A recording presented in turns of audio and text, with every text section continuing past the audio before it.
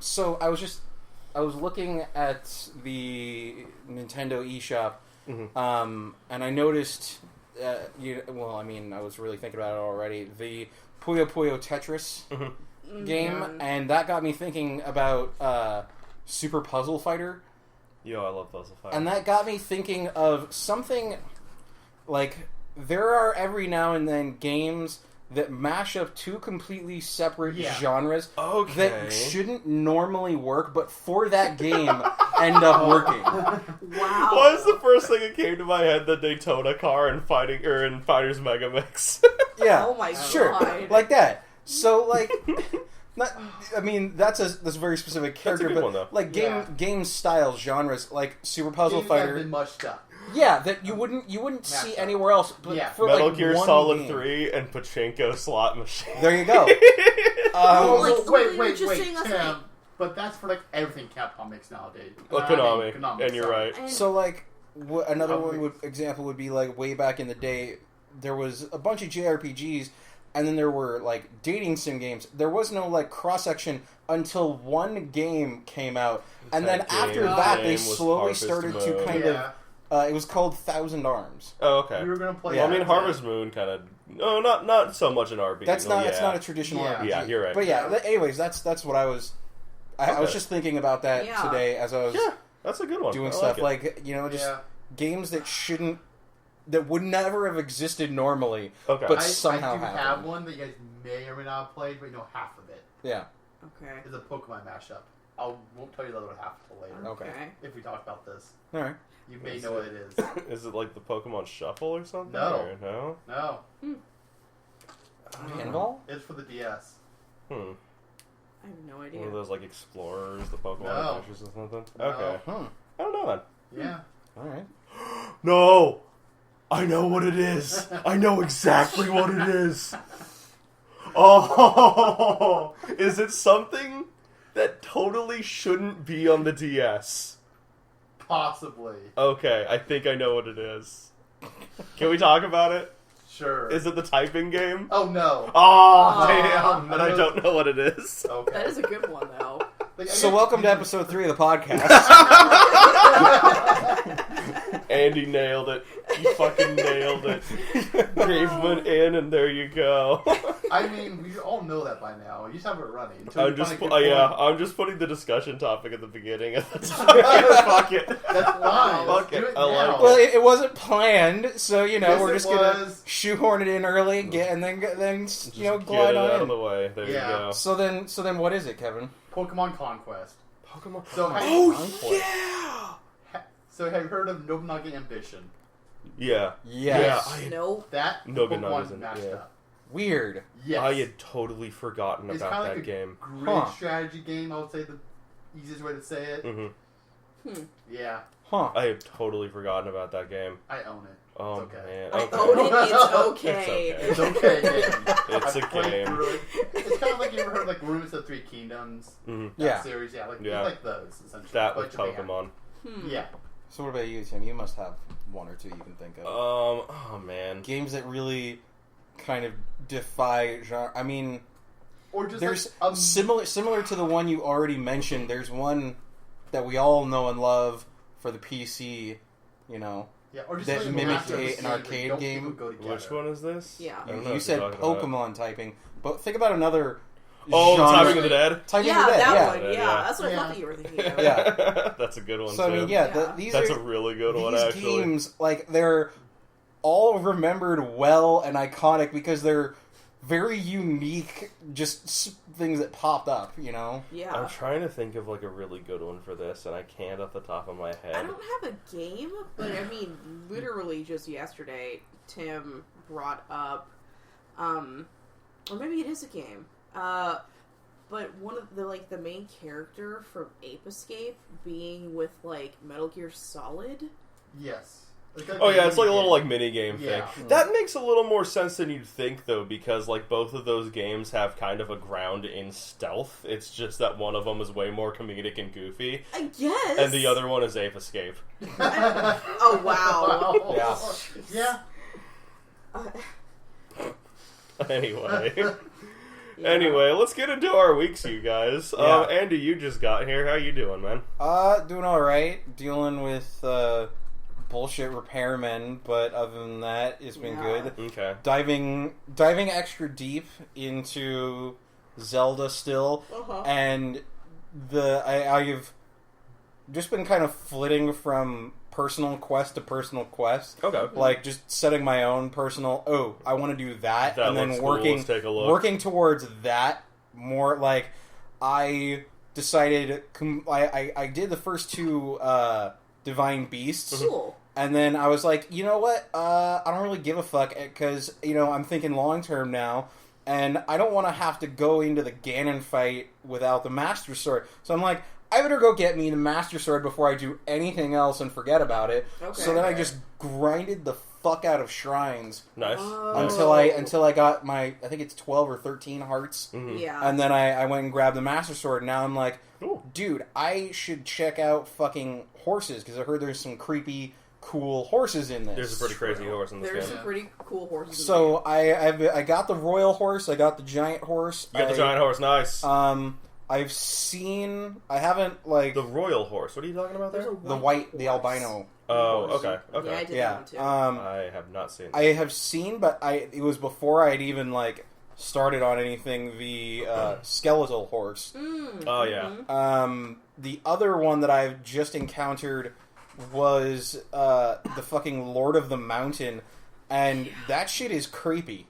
Yeah. It's cool, but it's creepy as fuck. The thing that I really like about it is if you have no idea it exists and you just see that one mountainous region glow every once in a while. No, I didn't know. Yeah. That's how I encountered it. Yeah, I exactly. I heard there were cool horses, because that one guy on a random horse tells you, there's cool horses out there. There's a giant horse, a skeletal horse, there's an albino horse, and that's all he says, So I went looking around, and then I find this glowing shit, and I'm like, what's this? I see a bunch of fucking bloopies around, and I'm like, this is cool, I can really farm the shit out of this. And then I see a giant fucking bloopy, and I'm like, what in God's name is that? That is just scary. I was like, I was gonna shoot a bloopy, and then I'm like, I see that thing, and I'm like, oh God, if I shoot a bloopy, is that thing gonna fucking murder me? And then I see, it's a fucking horse. Why doesn't that horse have a horse face? It doesn't? It doesn't. Is it like a centaur? It has It's a like a- bloopy face. It's a bloopy face. And bloopies have owl faces, so it has an owl face with a horse mane and hair covering it, and then the weird little, bug antennae that glows, and it's got runes all over it. It's a creepy fucking horse. Did you manage to get it? I could not get it because I didn't want to waste the stamina potions that I had. Okay. Because I know that unless it's a actual horse, you can't.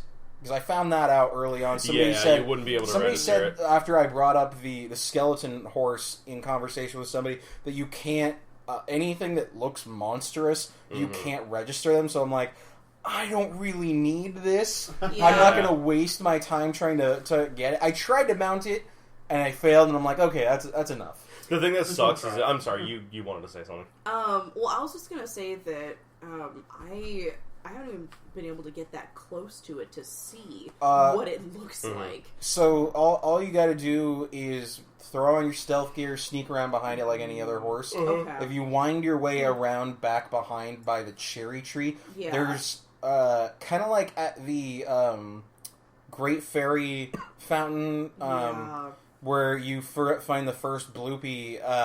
Behind the fountain, there's some Endura carrots. Behind the cherry blossom tree there's Endura carrots grow regularly. Oh, okay. So you can get like 3 or 4 of them there. Just lure it with that or something? You could try. I don't think so. Okay. Yeah, because the thing that sucks is if it's like spawned and you save and try to get it and fail, if you reload that save, it's gone. Yeah. Yeah. You can't just save scum it. Mm-hmm. It's like the dragons. It's a timed event.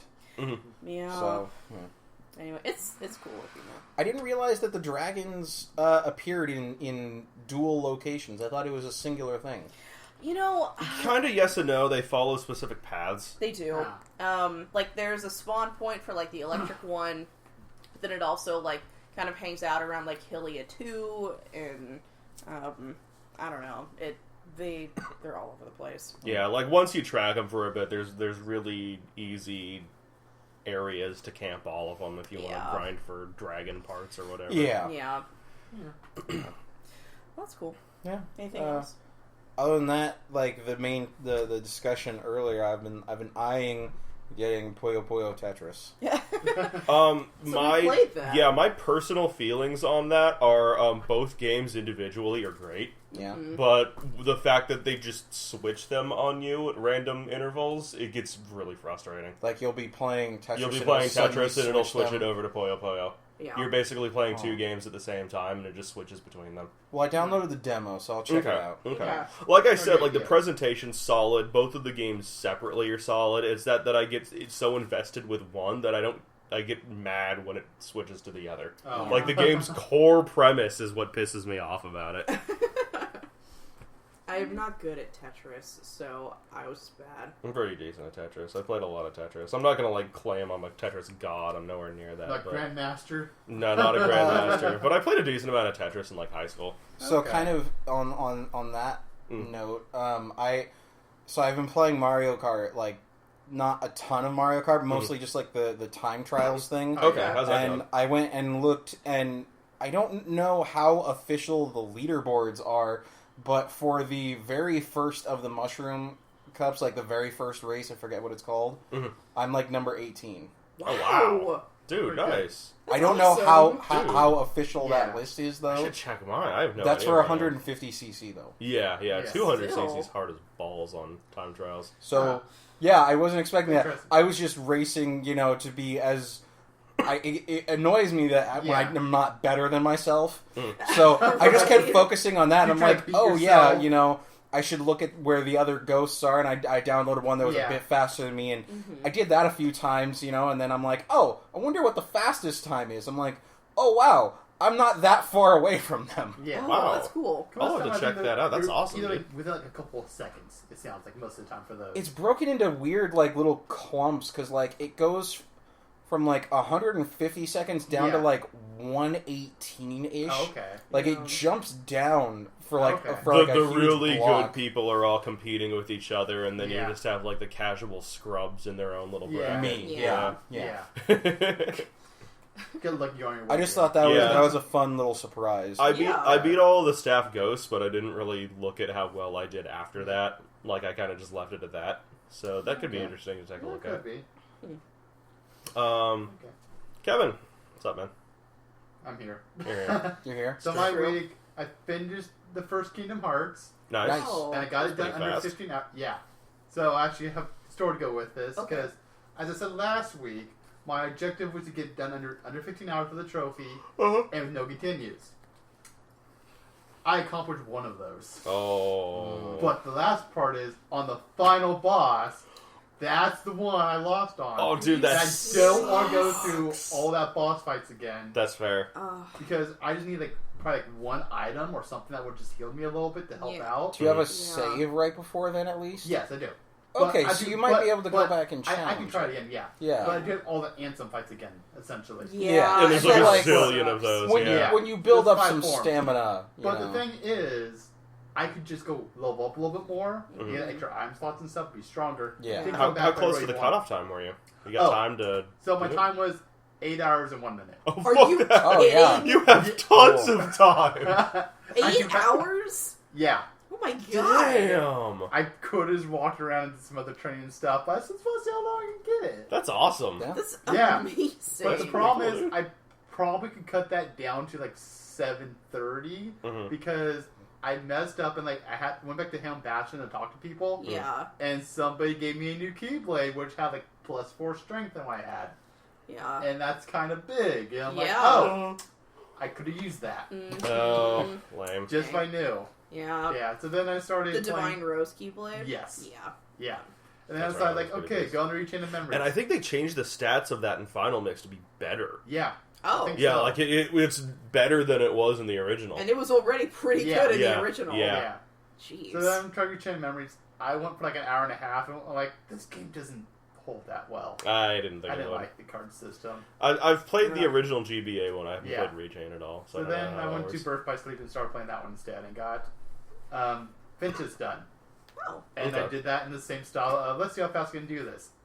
5 hours. All right. Wow. If I All right, cut that bud. by an hour and a half, world record timing. Jeez. Well, There good you luck, go. I guess. Now I go through the next 2 stories and see how that goes. Sweet. But the thing is, mostly just like the cutscenes that will take a lot of time. Yeah. Yeah. Like, if you don't sit there and watch them, you already know kind of what to do. Mm-hmm. Yeah. You can cut down the time a lot. Mm-hmm. That's cool. Yeah. It's a fun little challenge to go with it. Yeah. I'm kind of surprised the cutscenes count in in-game time. Yeah. Hmm. Well, most modern speedrunning is based around games where you can skip through that. Yeah, but Yeah. on most modern speedrunning also doesn't use the in-game timer. Yeah. That's You true. would think that Hmm. like the cutscenes wouldn't add time to it; it would just stop there until you actually. Yeah, have yeah, because a lot of Yeah. games like pause the timer if there's a cutscene or Yeah. event or something going on that's outside of your own player control. Yeah. Yeah. Wouldn't somebody have to design a specific like timer for that shit though? Like how to Yeah. stop that? Maybe. How would It would I probably just be kinda like Pause timer and unpause Yeah. timer. It'd probably be like Mario time, where it's not actually like direct time; it's just like. I seconds feel going like down, kind it would of. be annoying to try and figure that out though, because you would have to try and like set up to pause it exactly. He's not doing it specifically for speedrun technique. Yeah. He's doing it. He's using I'm the in-game timer. Mhm. Yeah. This has nothing to do with speedrunning. Well, still, but Oh, It can you a mean little bit. oh, I see. I thought you were talking about having the world record time. No. Still, He's okay. You had me confused there. I'm like, dude, well, why?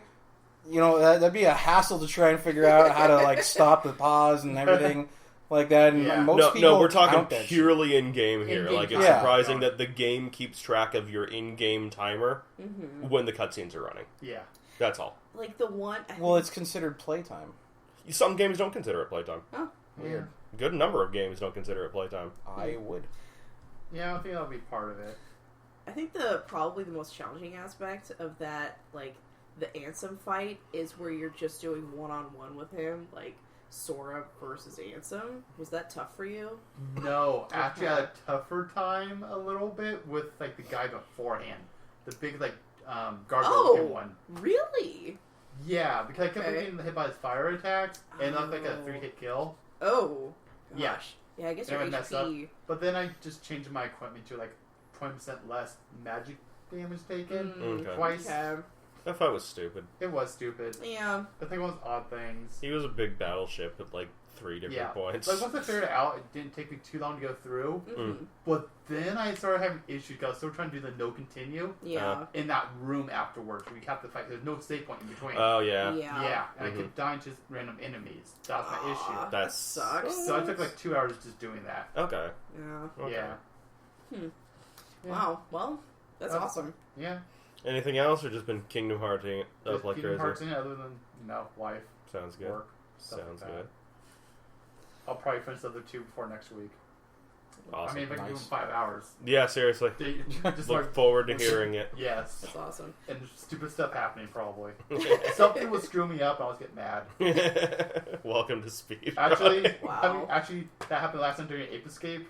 I was playing the game when you guys were doing yours. Oh, really? Yes. Aw. That's why I didn't talk much. Oh, Okay. okay. I only showed up once to say, in Kingdom Hearts it is X, trust me, I've been playing the game. Okay, Fair enough. see, thank That's a you. really good point. Thank you. Yes. But, like, it was stupid because I was doing the final fight for it.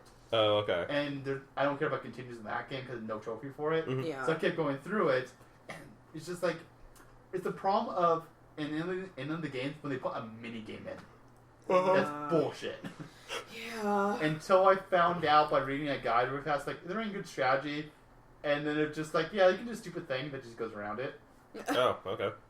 And I'm like, I need 2 hours of my life back Oh right my now. God, that sucks. I just wasted 2 hours doing this fight. Oh my god. I really don't like that in games when like the last part of the game throws something New completely mechanic, new at you. Yeah. Yeah.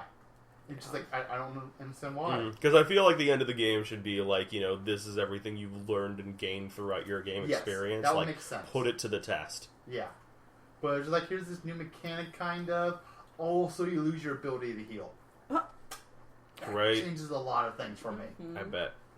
Other than that, that was my week. Okay. Okay, how about you, Tim? I have been I don't know. Not a lot. I haven't had a lot of time for games yet lately, and it's been bugging me.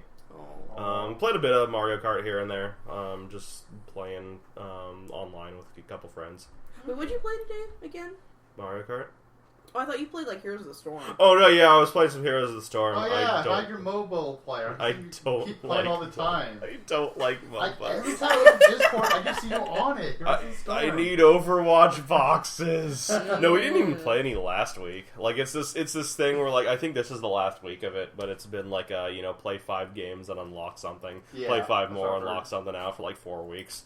So I played enough to get the Diva skin for Overwatch, and then like I unlocked a couple other things today, but I need like 3 more games to get the loot boxes. I need to sit down and do that. Yeah, I think this is the last week, dude, so you need to like shell them out. Man. For the Diva thing? Yeah. I thought that was open for a month. It's been 3 weeks. Shit. When is it up then?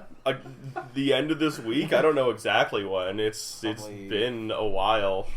Yeah, you'll need to play like 10 games, dude. Five of those can be against the computer. You can just like cheese it out with that, but then you're gonna have to play 5 more with like real ass people. Jesus. Okay. Yeah, they have announced that eventually at some point they're gonna make those skins available just in loot boxes. Yeah. And they haven't said when, but at some point eventually. Aside from that, like there's been a bunch of stuff I've been wanting to play, and I just haven't felt like I've had the time to sit down and play them. I did play one game a little bit, but I'm not going to go really into it now because I want to do a video on it. So I'll hopefully show that off sometime soon. Okay. Aside from that, like it's been tough because I've been watching you play classic stuff like Donkey Kong and Ape Escape, and now like I really want to play those games. Aww. So I'm thinking of doing just like an afternoon stream sometime soon of just like, I don't know, some classic stuff. Probably not what you've been playing, but something classic. Well, tomorrow maybe. Maybe tomorrow. I've got some editing to do for this, but it shouldn't take too long. Okay. And a little bit of, I was like literally just playing this, so I guess I could count it, but Kamiko, I think is the name of it, that like $5 eShop game for the Switch. Oh, yeah. Which it's pretty solid. It's pretty solid. I've only played like a couple worlds in, but I've been like messing around with the 3 characters to see how they play differently. And they're all fun. It's honestly a good game if you've got your Switch, you can pick that up and just sit down and play for like 5 minutes. Yeah. I've more than gotten $5 worth out of that game. It's just like, I just want to sit down and play it a little more. Yeah. How about you, Jessica? What have I been up to? Let's see here. Well, like, in terms of games, I haven't played that much, aside from also, like, playing Zelda. I did visit my parents this weekend, and, oh my gosh. What did I do? I don't know, we went, so, I guess, like, for people that don't know, my dad is, he's a magician, and so we got to, like, hang out with magic folk, I guess. The magic folks? Yeah. Watch them cast fireballs and shit. Yeah. So, there were a whole bunch of, it was this, like, downtown event, basically, and, a whole bunch of the magicians that I know personally were, set up, and my dad performed, and, so that was pretty fun. Although, it's, like, the same routine that I'm seeing him do for, like, 20 some odd years. But it's in a new place, so that's neat. It's true. He has it's his Phantom of Magic act. Okay. Where he plays, like, he pretends to be the Phantom of the Opera, and he does it to, like, Music of the Night, and he has this, like, really pretty rope routine. My dad's big into magic, so just a little bit. Yeah. But I think aside from that, we haven't. Ape Escape was really fun. I played that on Monday. I'm glad you're enjoying that. I was like, I wanted you to play it, but I was iffy on having you play it just because of how weird the controls are. Yeah, pressing R1 to jump is a little strange. I press R2 personally. Yeah. See, I feel the same way with Zelda, because the jump and the run button are separate. That bugs me. You want it to be the same? Yeah, because from like a lot of other games, especially from sitting down and playing so much Dark Souls, I'm used to holding down a button to start running and then do a quick tap to just like to roll jump, or something. to roll. Yeah. Well, like you can roll, or you hold down the roll button and that sets you sprinting. Yeah. Or if you start running and then you tap it while you're running, you jump a ways, and that makes a lot of sense to me. So having to like hold one button and then like start running forward, and then like try and use another finger to tap the jump button to make a certain jump here and there. It's just weird and annoying for me. To me, it's weird because the two were mapped at like different ends of the yeah, button. That's like if they were it. next to each other, like an A and Y thing or whatever, then like that's okay. A B and Y, excuse me. B and Y or A and X. And it's like the options. The option menu gives you the option to switch the two, but like that doesn't help. Yeah, because that's the whole point is you can't hold one and punch the other. Yeah, I'll agree with you there. It kind of reminds me, we talked about this like a while back on the podcast, like have a game just let you decide how you want to map your buttons out. Oh, that's like I mean, like, there's games that do that, especially older games that are just like, here's your control scheme, here's what button goes to where and everything, but, and especially PC stuff. But, like, a dream of mine is to just have, like, the opening tutorial level be, like, press the jump button, and the game doesn't tell you which buttons jump. So you just press whatever button feels the most natural to you, and it just maps that to jump. That would be really smart. Yeah. And it's like, after you're done with the tutorial, it kind of shows like a pop-up of like, hey, these are your controls. Do you want to change anything before continuing? But the game like just has you like feel out like what feels most natural for each button. Because it's like a really good control scheme doesn't tell you, and then you just figure it out on your own. And it's like you press the jump button and it makes you jump, and it's like, wow, I didn't know that was the jump button, but that just felt like what it should have been.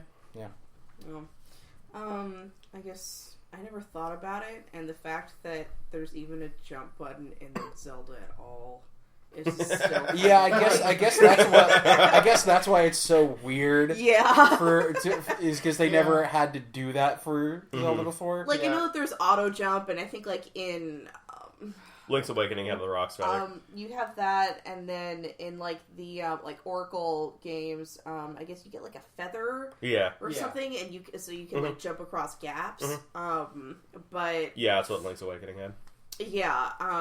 But aside from that, like there's never been a jump button. Just, like, run Zelda 2 had a jump button. What? Anyway, that was actually like the big thing. Like when we were at like the Nintendo Switch event, I was just standing there just jumping for a while because I was like, this is insane. And I'm like, and the guy that like works for Nintendo, I look back at him and I'm just like, this is insane. He's like, dude, I know, right?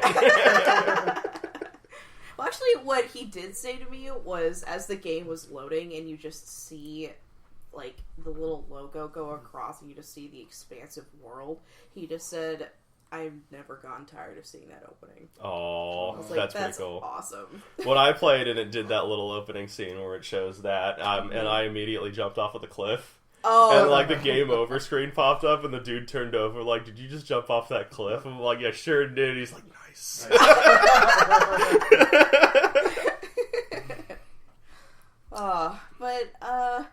Not really too much. I mean, working and I'm excited. I really liked Castlevania too. That was a fun game. Yeah, it was. Yeah, for sure. It was different. That. Yeah, it is, but it's kind of unique and fun because of that. Yeah. Oh, also, like whenever I get a chance to, I really want to keep playing Night in the Woods. Okay. I really, really want to keep playing that. Whether it'll be on stream or off, I don't really know at this point. But I really want to like beat that because I feel like I'm kind of getting close to it. And you still have crimes to commit. Yeah, I gotta do crimes. Gotta go do crimes. F the cops. Anyway, yeah. Okay, cool. I think that does a pretty good job wrapping up. Move on to news? Yeah, let's move on to news. Andy, you were particularly excited about this one. Yeah, so, like, the first, like, instance that I saw it posted anywhere online, I instantly shared it to, the cast Discord. Yeah, like, this is something we need to talk about. So, like, best movie, superhero movie in ages is Deadpool. For a lot of reasons, it was, the stars aligned and it made such a unique and refreshing and perfect for that hero movie, much like the first Iron Man movie was perfect and unique and fit that hero so well Yeah. that it is why it did so good. Mm-hmm. So to kind of run with that, FXX has hired Donald Glover to produce an animated Deadpool TV show. Donald Glover of all people too, Yeah. which is kind of crazy. It's brilliant because people like look at most of his like acting work and it's fairly tame for the most part. Dude is weird and funny and has a filthy fucking mouth. Oh yeah, totally. So like if you watch any of his Deadpool, then. yeah, exactly. If you watch his like stand-up specials, he's done really well, and he had a big one called Weirdo, where he just talked about bizarre, weird things from all ends of the spectrum, and it's a really good showcase. Like if you want to, if you're not sure if he would be good for it, I would just watch that, and you're like, yeah, no, this dude can totally handle Deadpool, and I'm just super excited about that. It's interesting to see. Actually, no, I take that back because I feel like didn't they do like a Guardians of the Galaxy animated thing? Yes, but it's on they like did? Disney. Yeah, it's on like Disney or something. Yeah, though. kind of. Yeah, I was about to say it's interesting to see one an animated thing and two one on like a network cable thing and not like a like a Well, streaming the animated service. stuff is all like the Disney animated stuff. No, so no. that's its own thing. That's like almost not even remotely. It's not worth mentioning because they take the basic premise and like run in their own direction. It has it's not worth mentioning. It's its I own remember watching thing. like the Spider-Man one. They had like Deadpool show up, but not the actual Deadpool. Yeah, It's really kid. Which Oh yeah, Which- he's gonna Disney- go undie some people Disney much like or unlive some people. Unalive. Unalive. much like Unalive. Sony, Disney's getting to reboot with a new Spider-Man animated TV series. Okay. Yeah, Okay. again. Is Like, it going to be it's Miles Morales based, or Like is it people, still Peter people Parker? make jokes. No, it's going to be Peter Parker, obviously. Okay. And people, I think they're going to go with more like Ultimate stuff, even though they already did the They've Ultimate been doing Spider-Man. that. Yeah, but it's not. That's not actually Ultimate Spider-Man Mm-hmm. for reals, though, because it's not. I mean, can't go back to Spider-Man in space. Yeah, Space Spider-Man. Spaceman. I'd do that. yeah, Yeah. with the power of Cosmic. Yeah. I've been interested in seeing his new show Atlanta. I thought that it Atlanta's good. You saw it? Yeah. Or you seen it? Yeah, Cool. Okay. I guess I would probably because he helps a lot with that. I think he does the writing for that as well. he's one of the writers. Yeah. Yeah. Okay, nice. So I just never chalked him up to any sort of like writing credit, I guess. So it was he really got interesting. started by being a writer for 30 Rock. yeah, Oh, really? Yep. yeah. Oh, Mm-hmm. And Okay. then he got hired as an actor for Community. well, okay then. Damn. And everybody who was on Community after I think like halfway through season 2 started improvising a bit on their lines, so they weren't given like an official writing credit, but they were part of the like writing team in a sense, like because they contributed to their They characters. felt like they had enough of their character. Yeah, and so nailed down like to work with it. a lot of people from that show kind of moved on in different ways, by taking that with them. Interesting. Yeah. So see, like I can see that. I feel like FXX is a pretty good spot for it too, Yeah. because like with Archer there and everything, I feel like they get a pretty damn good audience for it. That's true. Like I think that'll work pretty well. I for think going animated as opposed to trying to make a live TV action. show. Oh, yeah, a live that's the action right TV choice. show is Yeah. definitely the right choice. Mm-hmm. I look at this and I'm like, I know it's gonna do well. I already know that, and it's gonna be great. But what I'm looking beyond that is like, I want FXX, not FFX. Yeah. I know, right? FFX just flows so much better It off the really tongue. does. Amazing 10. So Oh, yeah. FXX, I want them to kind of move in a different direction than FX originally planned for it, and I want it to slowly become like the adult cartoon channel. That'd be cool. So like Cartoon Network, Just 24/7 Adult Swim. yeah, basically I'll be like alright with with that. Bob's Burgers or your Family Guys or your Simpsons reruns. Yeah. Your Archers, your Deadpool. I would so be okay with that. Like Yeah, I would like to sure. have like an adult cartoon channel with adult humor and jokes and shit like that That'd be without awesome. having There's to a much stay bigger up until market for like it than there used to be. midnight. Well, Yeah. now that all the kids that grew up on Nickelodeon are adults, like, we really liked cartoons because we had really good cartoons when we were growing up. Yeah. And, like, while we were in college, we watched Family Guy and South Park, and, like, we now have Archer and, like, all these other really good cartoons, and we're like, well, Yeah, like Adult Swim's done a pretty good job of like making those, like breeding them, I guess. Yeah, so I feel like having a channel like that would be really I would like, and that's what I would like to see. Like, I want FXX to like take this and be like, these two shows are doing really well. We've got The Simpsons, we've got the other reruns and shit. Yeah, they did. Why don't we just make us FXXX? F triple X. Triple X. I like it. F triple X. I like it. Can't wait for that channel. We're going to take every single one of these adult cartoons we have and turn it into Rule 34. Oh my god. Yeah. Yeah. Oh god. Yeah. So that's the one of the cool bits of news, like the biggest one at least. Does anybody else think that, like, with Adult Swim and everything, that Nickelodeon should have just taken Nick at Night and turned it into like an Adult Swim competitor? That would have been really awesome instead of just having like Beverly Hillbillies. And, They kind of, I don't want to say they tried a couple times, but they did put in like a couple original animated shows in Nick at Night. They were both terrible. They lasted for like a season tops. Well, I don't remember those. Yeah, that's because they were both really bad. But they actually tried like a couple times on like really separate occasions, and it just fell flat. I still think that like it would have been a decent idea to see Nick kind of like approach this more adult-oriented crowd. Yeah. Yeah, like, what would be great is if they revisited somewhat old material, but in a new fashion. So, like, they reach out to Kenneth Thompson and the guy who played Kel and be like, dude, we want to make adult Kenan and Kel. Like, these guys, it would basically be like Friday. Kind of like what Jimmy Fallon did. Oh, yeah. Dude, Jimmy Fallon had Kenan and Kel on his show to do a Good Burger skit. Yeah. Huh. It's true. Yeah, it's pretty much what you're talking about. Actually, you know what I would want? I would want, like, just more episodes of Ren and Stimpy, but where they, like, whatever they were holding back before, which I'm sure wasn't much. They tried it once and it kind of flopped. Oh, did? Yeah. Oh. Yeah. Oh, yeah. okay. Well, same dudes also tried to do, like, a Yogi Bear cartoon, I think. Oh. That was kind of weird. Another show that I didn't like. Yeah. It's another Hanna-Barbera. Yeah, I didn't like them. I didn't. I feel That's bad super funny. because you like those, That's super funny. and I just don't. I don't know. I like them because they were campy and formulaic. Well, that's cool. I like them for the reasons you don't, basically. Yeah.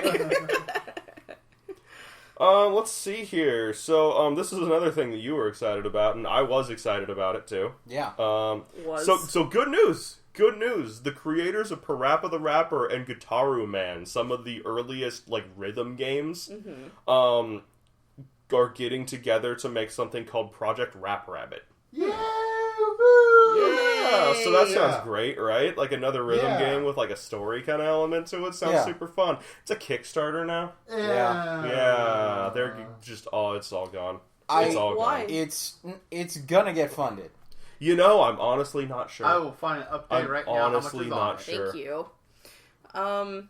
So, why the disappointment for the Kickstarter campaign? So, like, Tim hates Kickstarter for video games. No, I don't hate Kickstarter for video games. I hate Kickstarter for video games from people and companies that already have video game established grounds. Yeah. And it's a thing where it's like I'll forgive it a little more for something like Rap Rabbit, because thinking about it, like, I really like Ukulele, and Ukulele was like a bunch of people that used to work for Rare. But so it's like they started their own company. Yeah, that's the thing, is they went and they started their own company. They aren't affiliated with Rare anymore, like they weren't working for any specific company or anything. They got together, they did their own thing. So I'll forgive it for something like that. It's more along the lines of like Double Fine making every single fucking game that they make like a Kickstarter campaign. Yeah, that's or they are Fig now because they made their own goddamn crowdsource website to fund their games.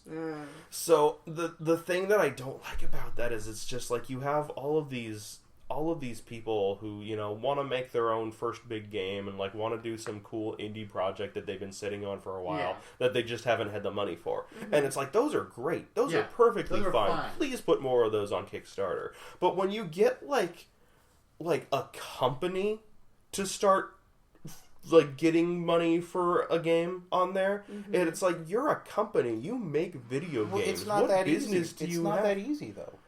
How so? What do you mean? Because they're the people who make the game, the developers. They're not the ones with the money that bankroll these games. They have to answer to investors and to their producers. Well, how come they can't do that like they have all of their other games then? How did Double Fine get all of their games out before Kickstarter? How did that happen? They got investors, and then the investors often... I'm not saying every company does this. Yeah. I don't know enough about Double Fine, but look at the case of, like, Mighty No. 9. Capcom was pretty much done with Mega Man. That is not a Capcom game, though. I understand that, and that's why I'm getting behind this. Okay. Whatever the Castlevania... I can't remember the name of it. Those games were games that were not going to be made unless the creators and the developers were able to show tangible interest to investors and their backers who were able to front the rest of the bill.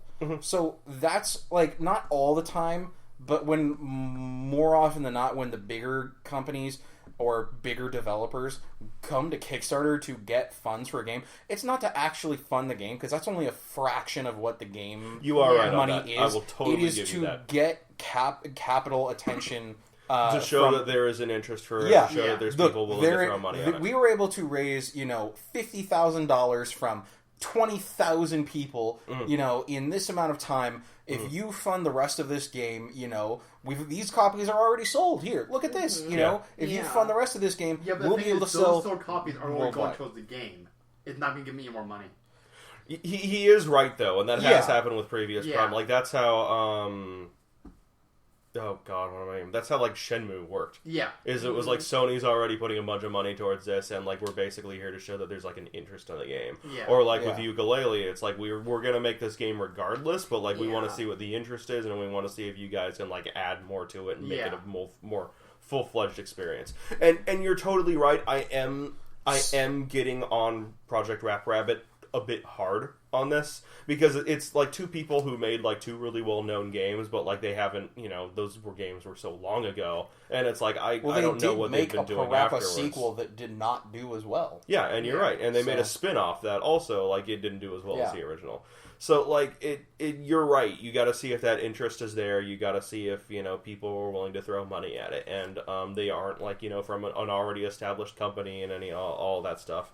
But I guess I'm just getting tired of seeing Kickstarter campaigns that are like from companies who already have like an established base, and like I feel like they should be able to fund their projects based off of how successful their previous projects were, and let like the company's standing speak volumes about how this next game's going to be. A way to kind of work around this, to kind of have this system still in place, but without like really following the footsteps of some really shitty Kickstarters, is open the general public up to like through their website or through a store, maybe, like a pre-order system.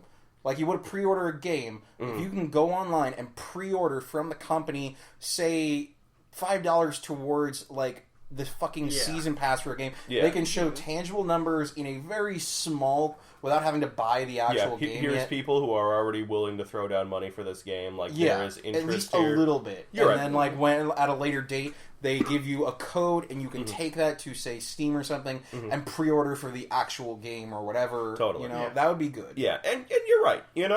I will totally give it to you that Kickstarter is being used as a gauge of interest as much as it is like actual funding. Yeah. But it's like a stupid thing that I have, and I kind of wish I just saw more like indie projects and less like big full-fledged companies. Because something else, this is like fairly unrelated, but I want to bring it up real quick. Namco is getting ready to celebrate Pac-Man's 37th birthday, which is a weird number to celebrate. But they're doing that by launching a yet undisclosed Kickstarter campaign. Oh. And they haven't said like what it is yet. They haven't said, like, except that it's Pac-Man related. But they're basically like, hey, on this date, we're going to celebrate Pac-Man's 37th anniversary with a Kickstarter fund. And it's like, you're going to milk us for money for, like, happy birthday, Pac-Man. Have some money. No, I don't know what it's going to be, and I don't care. I think it's going to turn out to be like Pac-Man Worlds. There's a couple... There's a couple like kind of rumors about it where the title Pac-Man Maker has been copyrighted recently. Oh, okay. And I guess someone found out that there's like a company behind it that is known for making like figurines for games. Okay. So it might be like a figurine thing. But the fact that they're like announcing a celebration with a Kickstarter just seems scummy as shit to me. Yeah, and it's like, Namco. this is Namco. Yeah. This is like doing pretty well in the game industry, making games that people buy. Namco. They were literally just in a movie. What? Well, I mean, like what? the like, I won't say. Oh. Okay. Oh, I get what you mean. Okay, yeah. Yeah. What? Nothing. Don't worry about it. Okay. Oh no, I was going to ask Kevin. Okay. So where is it? So how much is that right now? Yes. Guys, looked it up. Double checking. So currently at $112,000. What was their goal is 1.1 million. Oh. Yeah, it's at like a tenth of what it should be. Yeah. It's been going for like a couple days, right? It just went up yesterday. Mm-hmm. Okay. So it's still 33 days left. Mm-hmm. That seems like a pretty lackluster for first push though for a game like this. It does. But I think in so many games like Shenmue and other games were just like went up so fast in the first few days. Mm-hmm. This one just and seems... so this is still in the first week. Yeah. And it's raised that much. Yeah. So I mean, there's no interest still. Yeah, I don't think there's going to be enough to push through. Almost 1,500 people who. The goal is a bit high. I will admit that. Yeah. Mm-hmm. Like totally a lot of game companies aim for like several $100,000, and then it ramps up way past that. I think, or like stretch goals. Yeah, makes sense. I think this is just for the game, basically. Yeah, that's. I think in general too, it's just disappointing that they had this announcement for like they had like a video and they had like all these people posting news articles, and it's like the video didn't show anything. It was just like music and then like a little animated thing of the characters. Like it wasn't very much, but it was still a thing that's like, oh cool, like these guys are getting together, they're making a game, that's awesome. And it's like a few days later, it's like, shit, they want money for us. This might not happen. Yeah, so let's see here. For comparison, Yooka-Laylee, their goal originally was £175,000, and they got just over £2 million. To be fair, like Yooka-Laylee was also like a way more modest project, and they said right off the bat that like, hey, this is happening regardless. We just want to see if you guys will want to help. Well, modest, I mean, like, I don't know how like taxing I don't know what this game is going to be like. What is it called? Are you thinking rhythm of, like, game? Are you thinking of like just general funds and everything for making the game? No, I just mean like in terms of like resources. Okay, like because 1.1 million is not a lot for any game. I realize that. Yeah, especially a game that relies very heavily on music. Mm-hmm. Music is. It depends on what they want to do for composers. Well, yeah, if they want to get like a really good composer, that's going to cost them. Then there's studio time. There's because I mean this could be anything from like PaRappa the Rapper, where it has 6 stages. Yeah. So like 6 songs to like Project or what the hell am I thinking of? Like the Miko Hatsune, like Project Diva or whatever, where it has like a couple hundred. I'm going to bet simply because. You can't really do a rhythm action game these days without having a at least decent collection of songs. Mm-hmm. They're gonna push it, but maybe not like be quite as expansive as people would think, because they want to tie it together through a story. Exactly. Like I think what's gonna happen is they're gonna have I don't know, maybe like 20 to somewhere between 20 and 50 songs story-wise, and then they're going to have a bunch of extra songs. Oh, I think that's generous. That would be my gamble. I'd say you'd be lucky to hit 20. Story-wise, yes. Mm-hmm. But I think they're going to add in like extra songs that you can play, on the side that aren't story-related. I can see that. I can see that. Stuff that they want to add in, but they can't shoehorn into the story. Mm-hmm. Like maybe that's part of why they're setting the bar so high, is they want to get a good starting capital for licensing fees and get like regular songs that they can put into this kind of rhythm game. Man, I can't see them doing that though. I don't either, but it's a thought. Mm-hmm. Just thinking outside the box, because this is like this is going to be a unique game from two different creators. Got it. I don't have a good segue for this. I've been thinking of it and I can't do it. Dang it. Something about game companies. BioWare Montreal ain't doing too hot right now. Well, that's too bad. So, Mass Effect Andromeda as you know, has been met with very middling reviews at best. Yeah. Has not been doing too great. And because of that, BioWare Montreal has basically been restructured, and everyone's been sent off to different parts of BioWare to help work on other projects. But they said they'll fix the game by the end of the year. They have released a patch that actually like does a lot to help fix the game and everything. Said that, we'll fix it by the end of the year. Mm-hmm. Well, that's nice for the game. Damage is done. I know. Like, imagine that. Imagine people wanting a game that works at launch. I know. Maybe they should have waited until they actually were done with the game. Maybe. By the way, are you guys familiar with what the term restructuring means? Yes. Okay. Yeah. All right. Yeah. I've been a part of a restructuring. Quote, unquote. They're not coming back. Yeah. No, we know that. But yeah, basically the Mass Effect series is being put on hold because of this, and it's a thing where they've specifically said that, like, we're not canceling Mass Effect. It's not that we are never going to go back to it.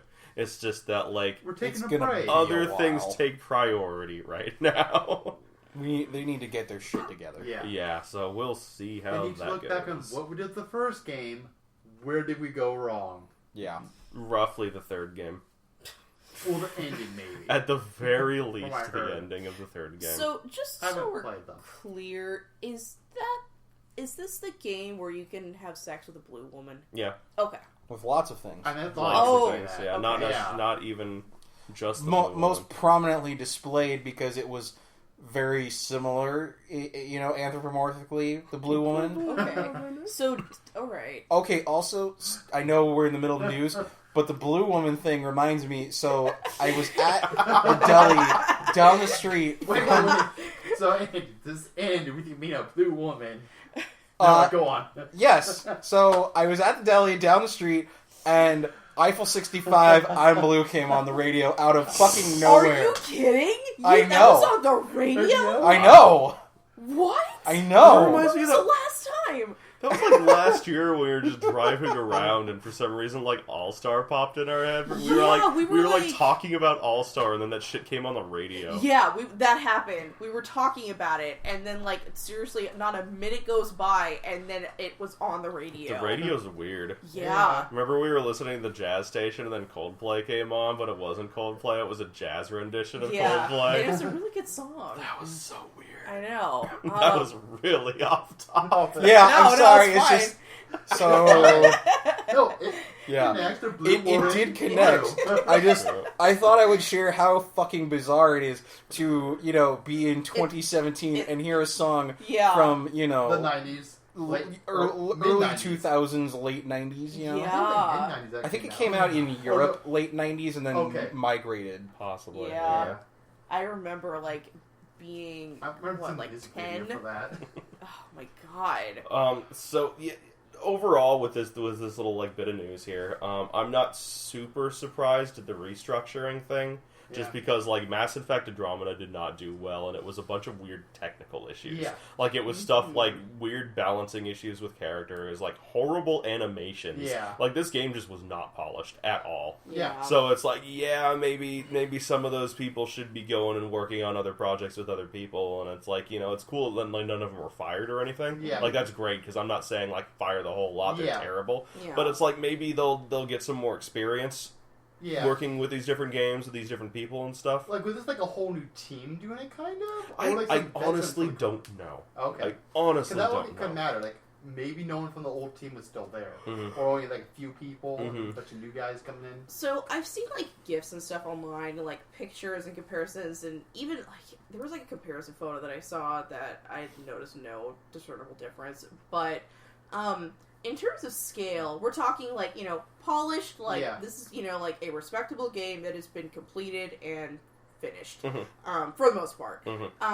Compared to, like, I would say near bottom of the barrel would be, like, Sonic 06. Where does this fall? On a scale from Sonic 06 to, 10. let's say, The Witcher 3, this probably falls at about a Fallout 3, maybe? Okay. Like here's the... I don't know. I don't know where to put this exactly. Yeah. Because now that I think about it, it's like a lot of things are like I've been hearing like weird glitches, weird balancing issues. I've been seeing a lot of really weird bad animations. Yeah. And it's like a lot of this kind of feels like a Bethesda thing, where it's like the animations themselves aren't necessarily bad, but there's a lot of really weird visual glitches to them. Yeah. And it's like, those games win Game of the Year. Those games are all phenomenal for people. And it's like, I don't know if they just expected more polish out of BioWare and like Mass Effect games. I don't know. Would you rank it? Right to hell. No. No, not at all. Not at all. No. Because from what I understand, the game's more than playable. Yeah. Wait, but Right to Hell is playable. I played it. Barely. I mean, like, any of the motorcycle sections. With Jessica. Because she wanted to. Can we move on to something much more pleasing? Yeah. No. Sure. No. Now that Jessica understands what she had to go through. I think she does. I think she's suffered enough. Thank you. Well, I could really hear just the sadness in that. Thank you. Oh, yeah. Oh, her soul is crushed. So do that reminder for When you left, she just sat there for a while. She just stared into the abyss, and the abyss stared back. Damn. Yeah, it was rough. It was rough times. You know what isn't rough times? What? No. Sega is planning quote-unquote revival of major IPs.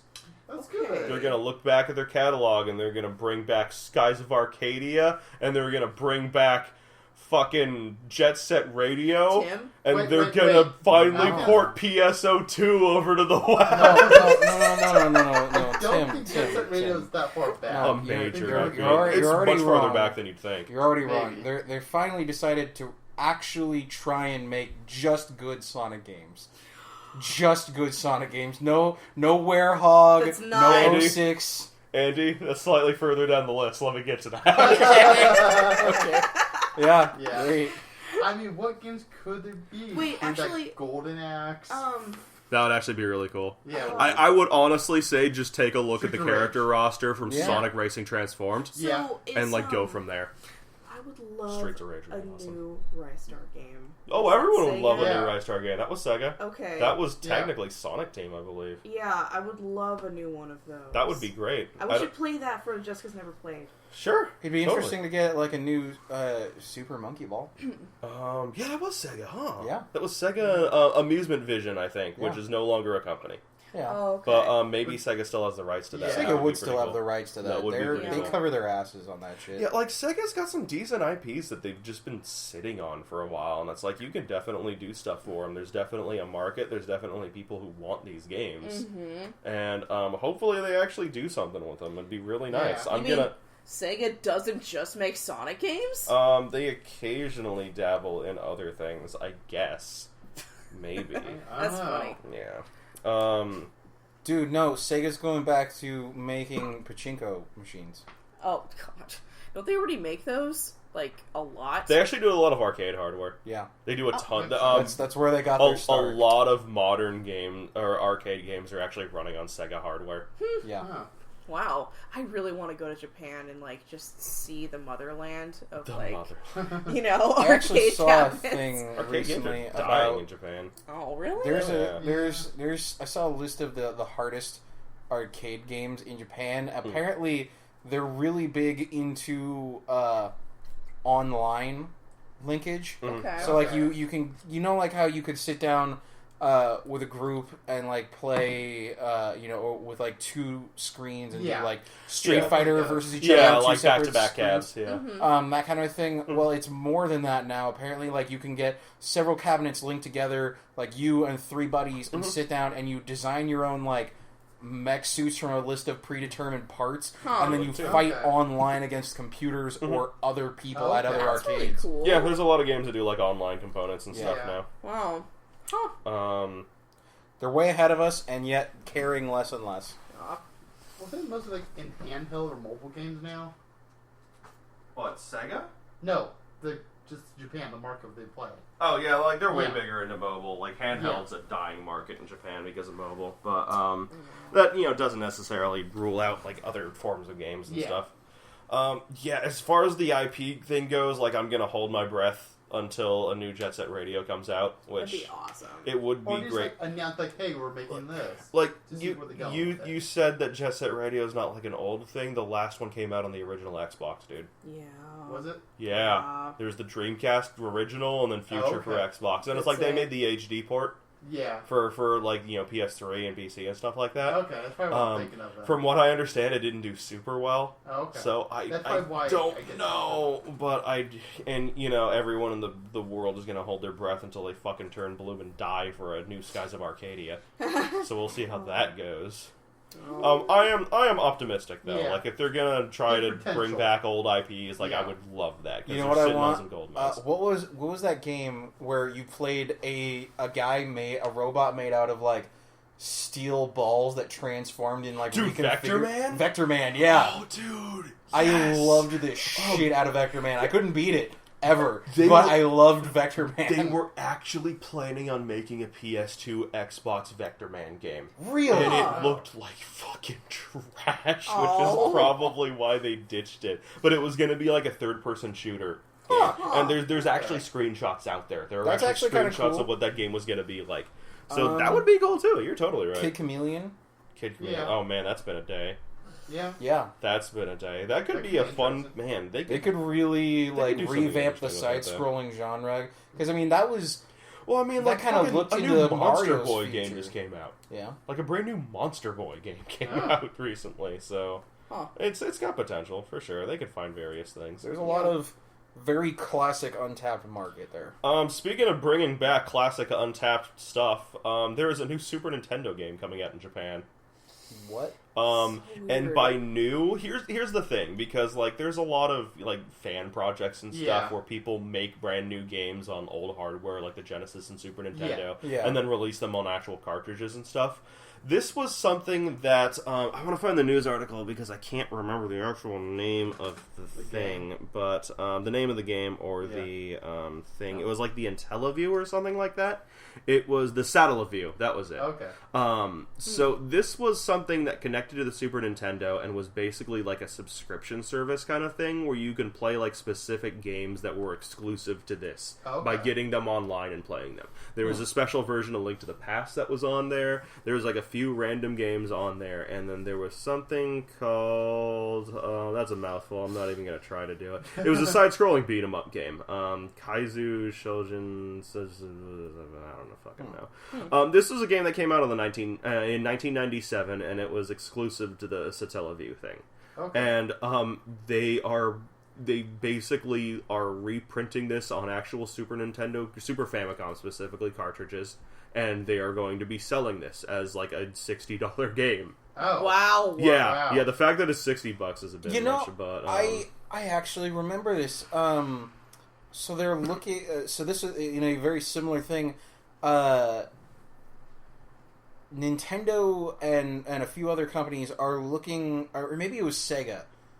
It might be Sega, but they're looking to start printing old games exactly as they were, because in countries in South America like Brazil and Chile and stuff like that, there is a vast market of people who have these old consoles, and that's just it. They don't. Games didn't release those. They didn't get newer shit, and they just kind of stuck with the old stuff, and so they're considering reprinting new copies of classic games just as they were to sell directly in the South American, Latin America. That's market. Pretty interesting. That market would exist. I think it was here too. Sega, but it might have been Nintendo. Think about how well the NES Mini did. Yeah, that did fucking gangbusters, and there's rumors that Nintendo's planning a Super NES Mini and stuff like that. But you also have things like the Retron 5, which plays actual cartridges. You have these Sega Genesis things with built-in games that also have a cartridge slot so you can play actual games on it. And it's there are modern consoles being sold in stores out there that play these games.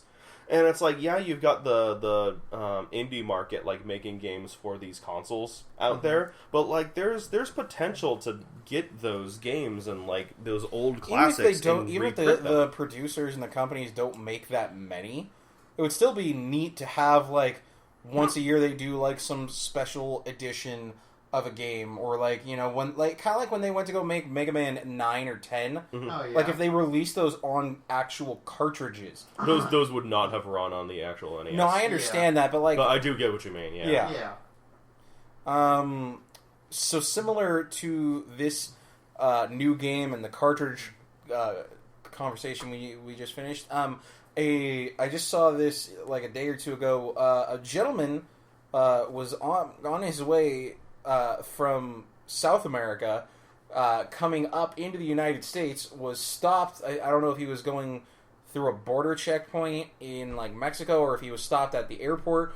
Had a bunch of cartridges of various, mostly Nintendo games, Smuggling copies of E.T. into the States. Wow. So Get that shit outta they here. got like the dogs or something like seemed odd about it. Mm-hmm. So they opened up the cartridges and there was a bunch of fucking contraband poisonous spiders in there What?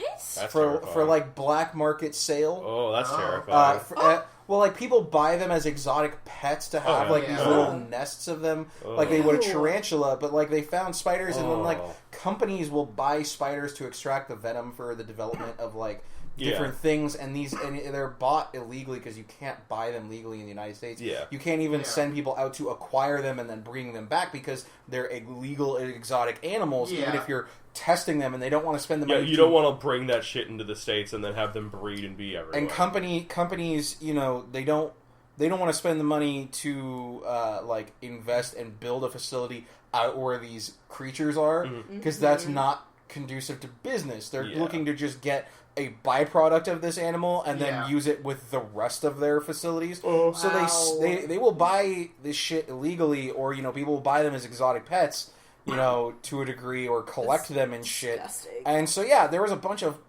fucking spiders in Nintendo cartridges. I'm picturing customs. this horrible like superhero origin story where like little Jimmy bumps into like big bad black market man on the street, and like their briefcases full of old Super Nintendo games get switched, and like this kid picks up his collection of games that he just bought at the flea market, except now they're full of spiders. Is that the new Spider-Man origin story?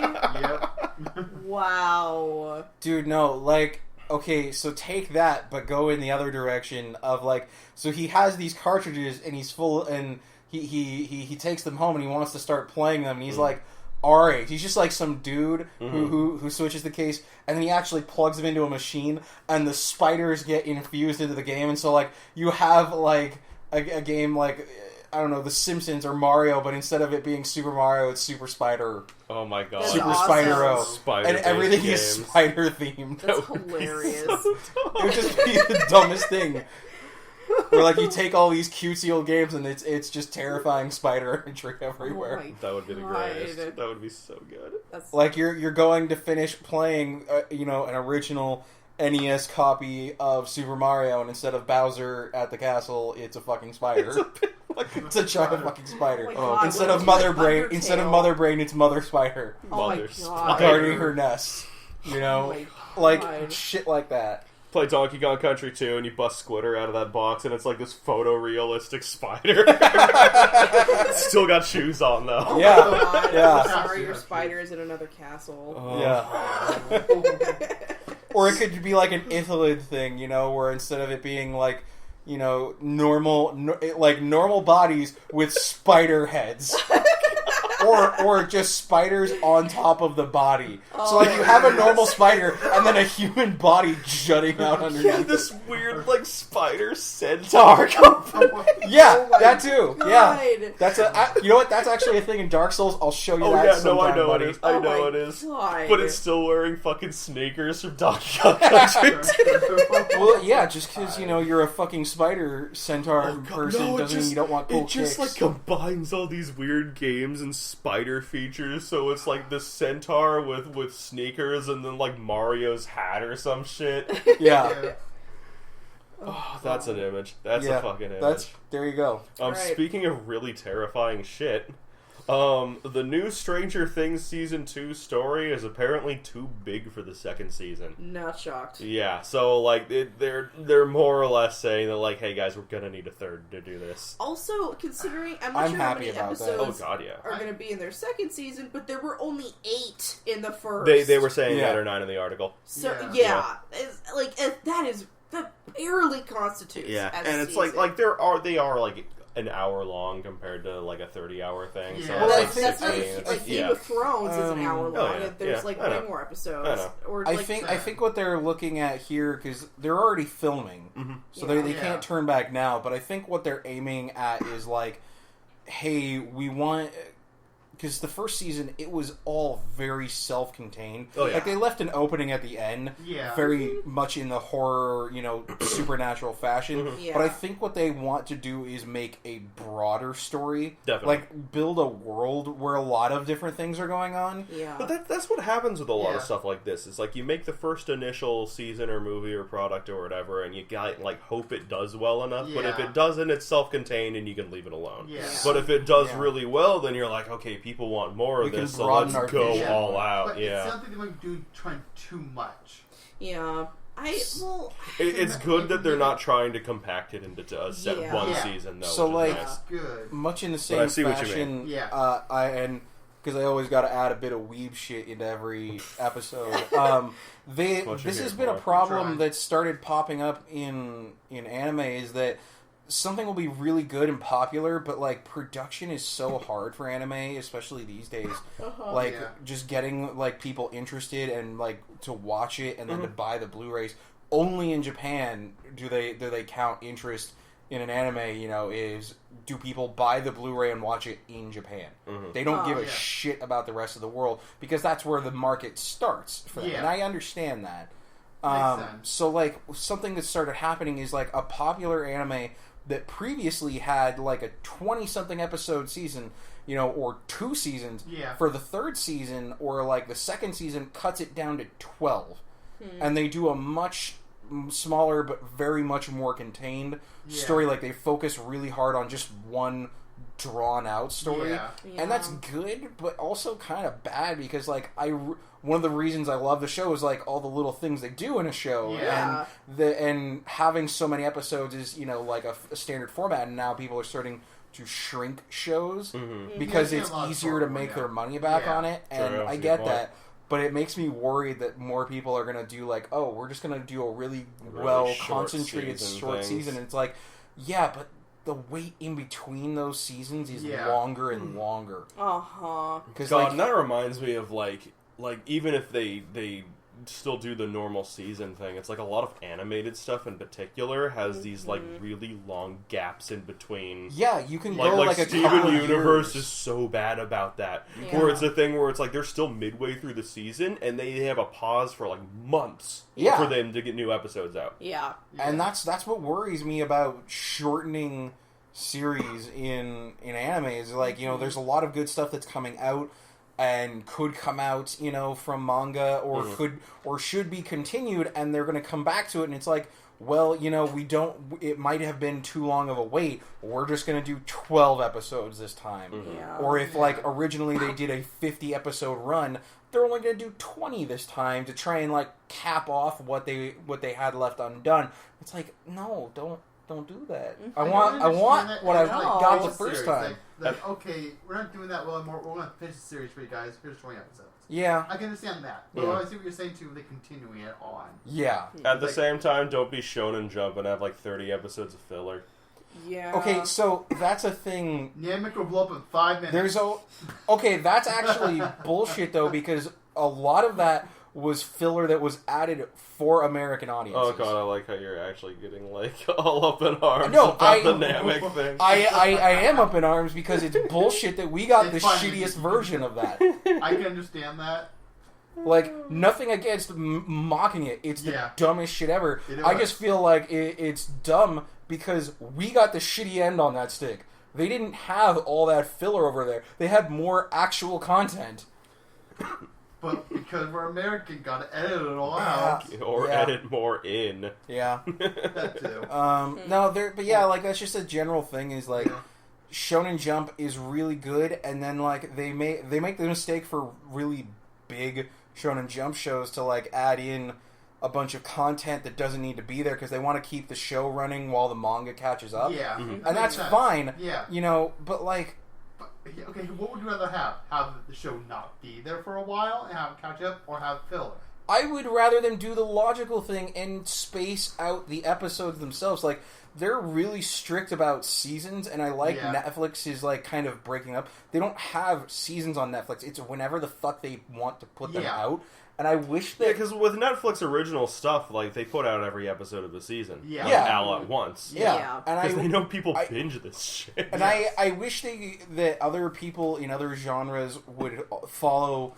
a similar lead, not in just everything all at once, but like play with timing. Like instead of having like a bunch of fucking filler Bleach or One Piece or Naruto or whatever the fuck you're into, and have an episode every single week and like a bunch of dumbass filler arcs that oftentimes nobody even gives a shit about that aren't as good. Space out the episodes. Like say, like, hey, the creator needs to catch up. We're not going to stop putting episodes out, but instead of every week, it's going to be every 2 weeks or every 3 weeks. That makes more sense rather than having like we're going to have it come between. out on specific dates of the month and put that out. For every other week, just have a different show in that spot. Exactly. You could have like a Shonen Jump, like block where you have like say there's 6 Shonen Jump shows. Every other weekend you show like 2 different shows. And that way you space it the shit out. But then we wouldn't have iconic moments like Goku and Piccolo learning how to drive, or Naruto eating bad ramen and shitting his ass. Wow. Yeah. Yeah, that's not right. Wow. This is very important to the character development. It is. Plot-centric episodes. But yeah, I'm glad that Stranger Things later is... on, you get Dragon Ball Kai. I'm glad Stranger Things is looking forward. I would really like it if... and I know everybody loves the shit out of Stranger Things, so do I. I would like it if they leave themselves some wiggle room, be either in Season 2 or in Season 3, clearly now, to go in a different direction, like focus on other characters. Like, so I like having this group of kids. I like having all these different characters. I would like to randomly jump over to another set of teens that encountering weird shit. That's what I was wondering if they were going to or go to different. I think we were talking about it before. Well, I forgot. They casted. Sean Astin is going to be in this new season. Who was an original member of the Goonies. Yeah, that's pretty cool. So he's going to be in this new season. So I can see them introducing like new characters, but I don't see them like going a completely different route until like maybe after the 3rd season or something. I just mean like I want them to leave the breadcrumbs there. Like I would like them to introduce characters that say are cool enough to grab our attention for a moment, and then they just kind of like push them away, like and then later on we follow them there. Like, like kind of like American Horror Story, how like every season is a little tiny bit. It's almost connected. like a spin-off, kind of a thing where like you still have Stranger Things, you still have the paranormal and the weird shit, and like it's suspenseful, but it doesn't have to be necessarily this interdimensional alien stuff. You could have some guys who like decide to go backpacking through Europe and they see some really weird fucking shit in Europe. Well, that's the beauty of the name of the show, is like Stranger Things doesn't specify any one specific thing like happening. You can have like an unsolved mysteries, like multiple, like an X-Files kind of thing. Where it's like there are multiple weird things happening throughout the world or something, and it's like it's not centric towards this one town or this one event. I just love that it's premiering on Halloween. It's pretty great. Yeah. It's pretty great. It's smart. Something you couldn't do on normal cable. It's true. I think people like give Netflix a lot of shit for like slowly taking away more and more of the content we used to just binge from normal cable. But I would take really well thought out original content that comes out, when the fuck ever, as opposed to, having to sit and wait for like 8 fucking months in between specific seasons. Because Netflix can push production on shit because they have the money for it. and they don't have to worry about it falling into the right time block on the right, season or whatever. Yeah. That's why I stopped watching shows really, and just I'll wait until it comes on Netflix or I have DVR and just record it, and I'll wait a few weeks and I'll watch. I go back to back now. Yeah. Yeah, I would much rather be able to get all of that at one time than have to wait weeks and weeks and weeks or something. Yeah, I used to watch the Flash and the Arrow and stuff like that, but instead of waiting every week, I'm I'll just wait until it comes on Netflix. Mm-hmm.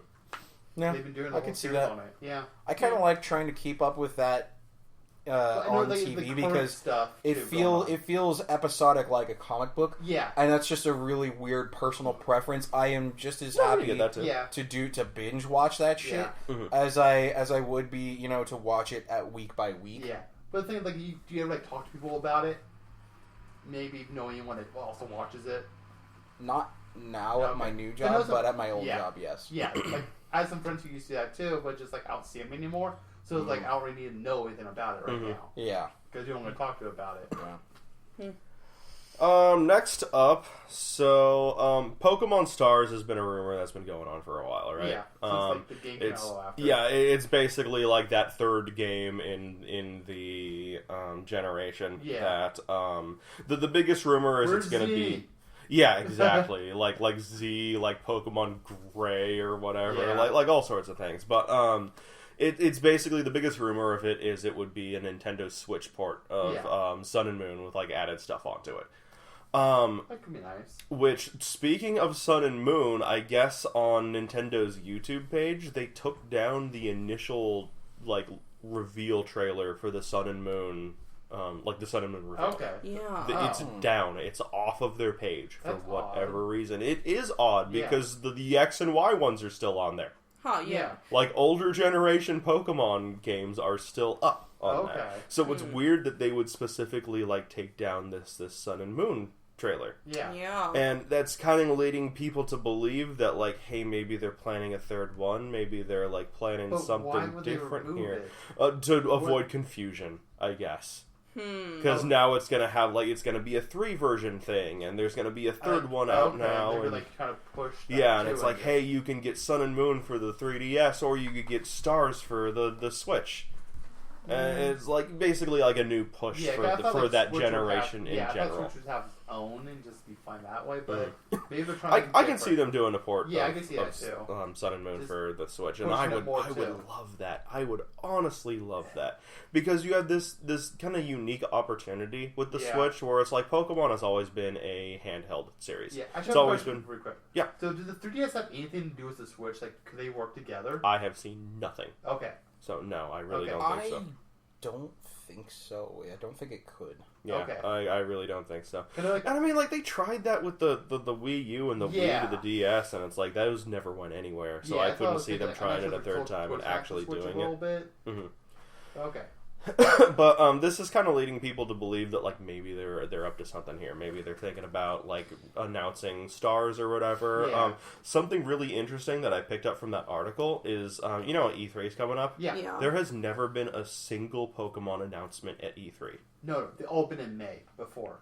They've been before, not specifically in May, but in the months leading up to it. Yeah. Mm-hmm. So it's possible that they can announce something sometime this month. Yeah. The only thing that we know for sure at this point that Nintendo's up to, back during a couple days ago, people were speculating that a Nintendo Direct was coming up soon, and they were right. But it's focused on ARMS with a Splatoon 2 trailer at the end. Yeah. So that doesn't sound like it's going to have anything. Skipping E3 kind of, or not kind of an actual normal presentation, but they're going to have their own yeah, it's the same thing they've done the previous 2 years. It works just fine. It's people kind of overreacting and oh god, they're not going to be at E3. It's no, they totally are. Yeah, they'll be there, but just they won't have stage presence. Because with the Nintendo Directs, what point is there to have a stage presence? Exactly. What point is it? They're reaching the people that they want to. Makes sense. So that's not a worry, but the thing is that's still an E3 event kind of thing, and I can't picture them announcing a Pokemon game then. I'll also say there was some, maybe it's just me, but I feel that's kind of a hawk-eyed person that just happened to notice that it's gone. Unless people constantly rewatch that video. But I have no idea how someone would just notice that. It's the internet. Someone's bound to notice at some point, Yeah. They might be let me look at the video, and they're oh, it's gone. Mm-hmm. Yeah. So, I would personally love a Switch version of that game. Like, it was a really fun game. I would absolutely play through it again. And it would be nice to play, like, a main Pokemon game on a TV for once. Then we'd have to get 2 Switches. Yeah, but, like, the really unique opportunity about that is, like, it's still a portable game. And it's like, those games thrive on portability, because you're always on the go, you're always catching something, you're always meeting up with other people and trading and fighting and stuff. Yep. So it's like, you have that portability available to you. Yeah. It's just it would be really cool to see it on the big screen, too. Yeah, because the only thing I can think of the last time they did that was like Pokemon Stadium, where you could play the Game Boy games on your TV. Yeah. True. Yeah. But I mean, like, that's a Super Game Boy kind of thing. That's something that they do. Yeah, but I don't know. Pokemon... It's more portable. You play on TV, you're saying. What was it? Pokemon XD or Pokemon XD, Gale of Darkness, and then, like, Pokemon Coliseum both had, like, a story mode kind of thing. Yeah. But I wouldn't really call it the same thing. Yeah, those are different. Mm-hmm. So, I don't know. It's been a rumor for a while. It's been up there, like, pretty much since day one, along with, like, a Smash 4 port for Switch. It'd be cool, but I'm not expecting it. Yeah, it would be nice, but, like, I don't know. I would want it. Yeah. I would want it, but I could live without it. Like, I've played the game at this point, so that's fine. Yeah. Aside from that, one more bit of news that I wanted to throw in here. This was announced today. Sonic Force's third character choice is your original character. Do not steal. Oh. Why not Sonic, steal? It has a character creator. Oh. So everyone gets to make their own fucking furry original characters. Which is what the world already does anyway. Yeah, but now they get to play as them, and they're canonical. No. So I can't wait for it. They're canonical? Yeah, they're in the Sonic universe and the Sonic story. Yeah. They'll be in cutscenes. They'll be in gameplay. But that doesn't make them canonical. But they're there. And they can think about it. I have no idea. I don't give a fuck. I want voice acting. They'll make stupid Banjo-Kazooie grunts for No, you just get, like... Takahata from Team 4 start doing the voices. I'd be okay with that. Yeah. I'd be more than okay with that. Oh, man. So, like... You get to make Cold Steel the Hedgehog and Prego John the Immortal Hedgehog. Just like... No echidnas. Oh. What? You can choose from like a wolf, a fox, a hedgehog, a cat, a bunny, and like maybe one or two other things. And they all have actually like unique abilities to them. Like one of them will lose less rings when they get hit, or one of them will like attract rings. One of them has a homing attack, like weird things like that. No echidnas specifically because Knuckles is supposed to be the last one. Oh. So I guess that actually makes sense. Because but... if I remember correctly from the comics or some shit. Oh, fuck the comics. No, don't even. Don't even. Ken Penders is like a... Oh, God. He ruined everything, basically. Wait, the boxer hockey guy ruined everything? No, that's Tyson Hesse, who's working for Nickelodeon now. Really? Oh, yeah. Yeah.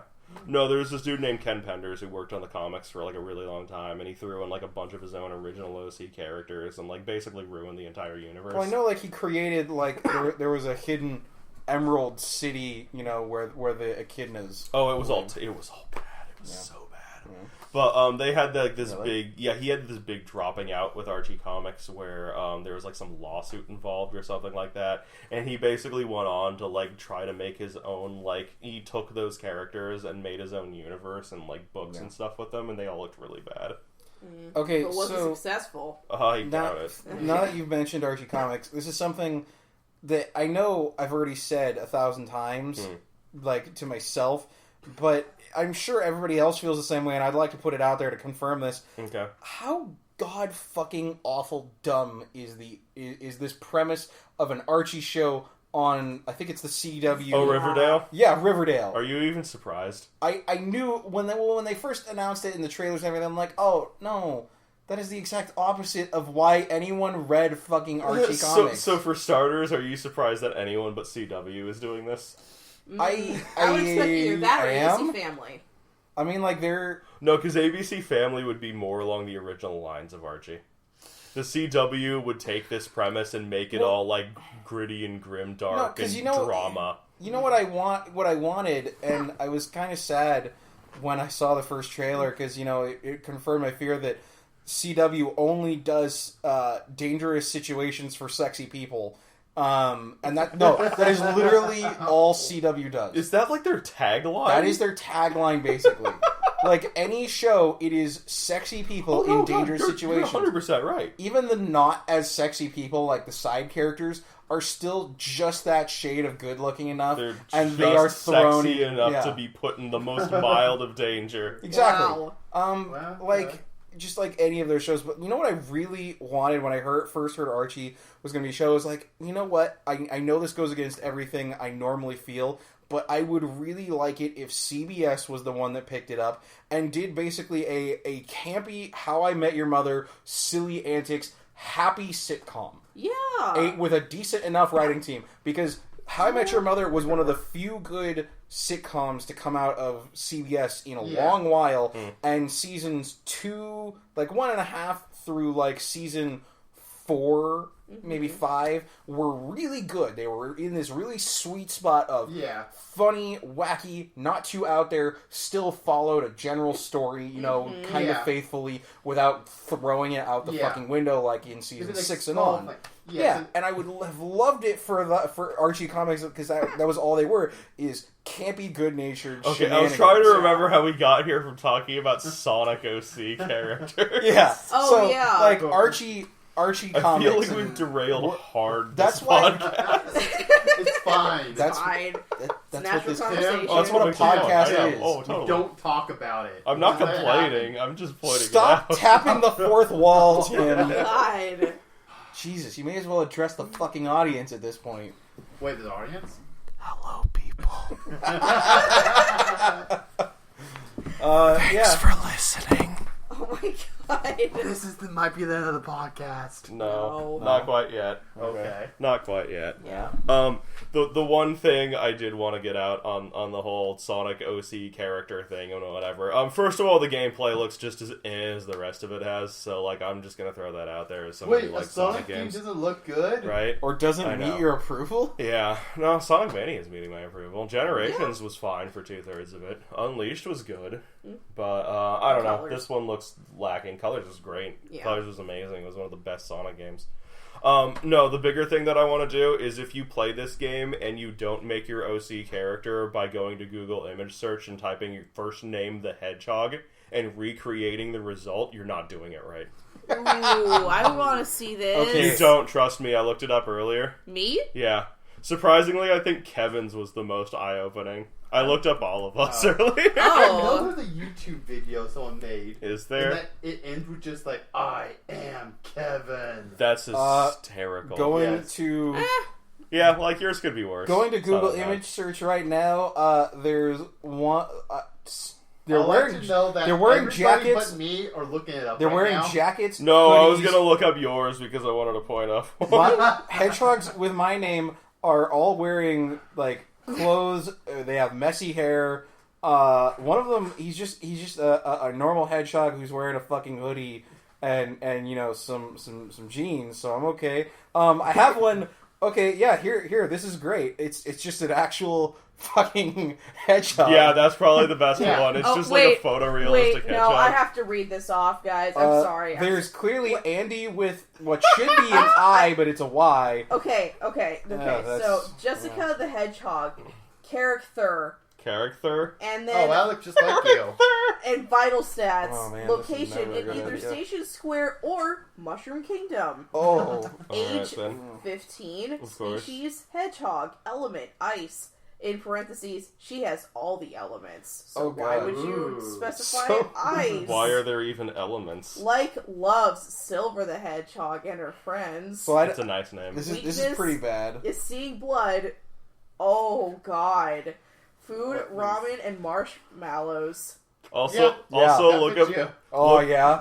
up Cold Steel the Hedgehog when you get a second. Oh god, and then one of Kevin the Hedgehog's is just Sonic blushing with a gratuitous ass shot of him/her wearing pink panties. Oh my gosh. Just wanted to show that to you. So yeah, what I was showing Tim and Kevin is one of the top search results for Andy the Hedgehog is a black hedgehog with a Spider-Man t-shirt that's wearing a diaper, like it's a child. Yeah. And it doesn't have a normal nose, it just has like those Lord Voldemort snake cuts in his face. You gotta wonder how many of these are ironic and how many of these are the actual Sonic fandom.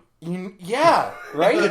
That's the hardest part. Is how many does like an artist? That one has effort put into it. There are artists who probably sit like on a stream or a cast or something like that, and they like somebody in the audience asks them to make a Sonic character, and they shit out the most bland, awful Sonic image they can and post it. Well, perfect, because now they have a character creator to do it for them. Exactly. They just go like, what do you want? Okay, I'll make a character right now. Dude, does this mean that DeviantArt is going to go bankrupt? No, they're going to thrive off this more than anything. I can see legitimate YouTube channels being formed for nothing but the character creator. Yeah. I can see just an episode devoted to like each and every. Oh, don't even. Just close your laptop. Okay. Just close it. Okay. Did I find something weird? You're at that part of the internet. No. Let me just close it out. Okay. I found a really the weird part of the internet. Look up your weird fetishes. DeviantArt ruins that's tame, everything. Honestly. That's tame compared to shit I've seen. I'm not even going to explain any of this. This No, I understand just how dark the internet goes. Thanks to Tim. You're welcome. I'm just explaining. Don't even go any further into this. You know exactly what you did. I do know, and I regret being your friend. Don't mention a fraction because of an inch because of that. Can I get a fucking word? This plays so much better for the podcast if we just don't explain any of this. You know what you showed me. Oh yeah, I know. You know what you've done. I told Jessica the story. You should have known better. I bet Tim when he said something to me that couldn't possibly be a thing. He proved me wrong. Oh my god! And you should have known better than to take me up on that bet. Probably. You just wanted someone else to be as damaged as you are by the internet. You wanted to share that darkness. You didn't want to be alone with it. You should have known better than to challenge me. You should have been a good friend and just not let me see that. I should have. You're right.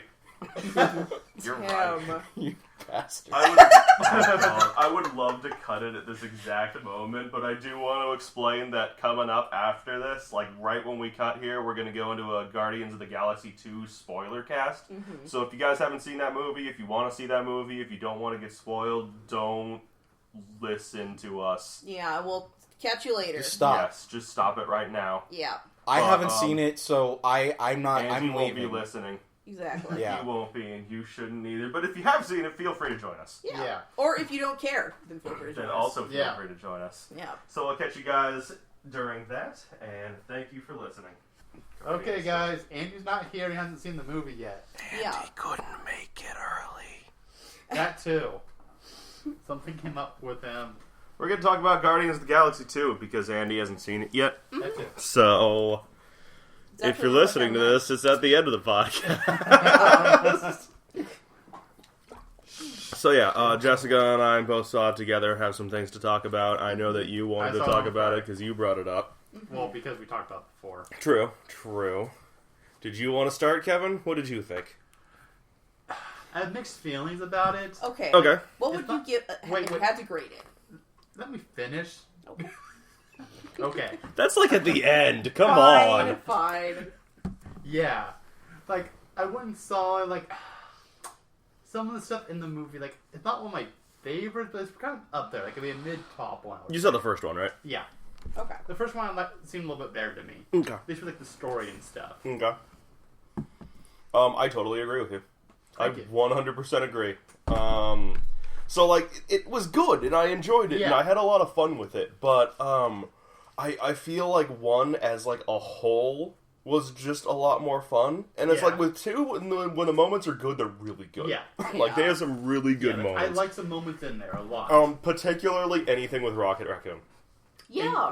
I think those were my favorite scenes with like him and what's his name? Mary Poppins. Yondu. I always forget his name. When him and Yondu are when him and Yondu were like escaping the ship, and it's just them casual violence is the best violence. Yes. Oh yeah, that's what Tim said. One of my favorite, like before that one in the jail cells, was just a little group just trying to get him stuff. Yeah. That was come back the wrong that was pretty amazing. That was like the best 5-10 minutes. The one thing that I was like, wait a second, was when like they actually finally escaped, and then suddenly you see guards there, and it's like, where were they the entire time that they were talking to Groot?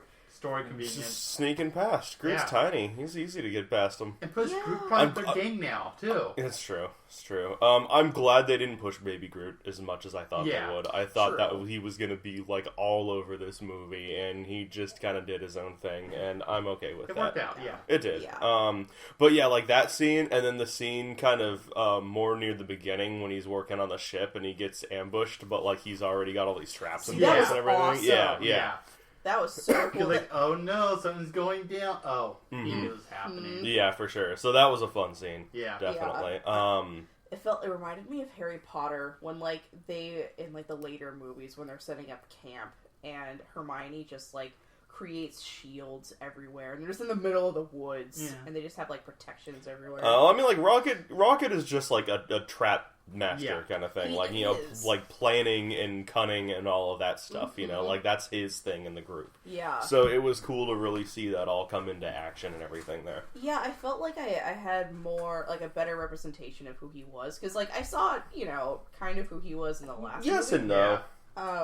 Well, I mean, like, the one scene that I get with Rocket from the first movie is where, like, they're both drunk and they're yelling at each other, and he's like, oh, well, like, you know, I was an experiment, and it's like, oh, that's sad, and then you never hear about it.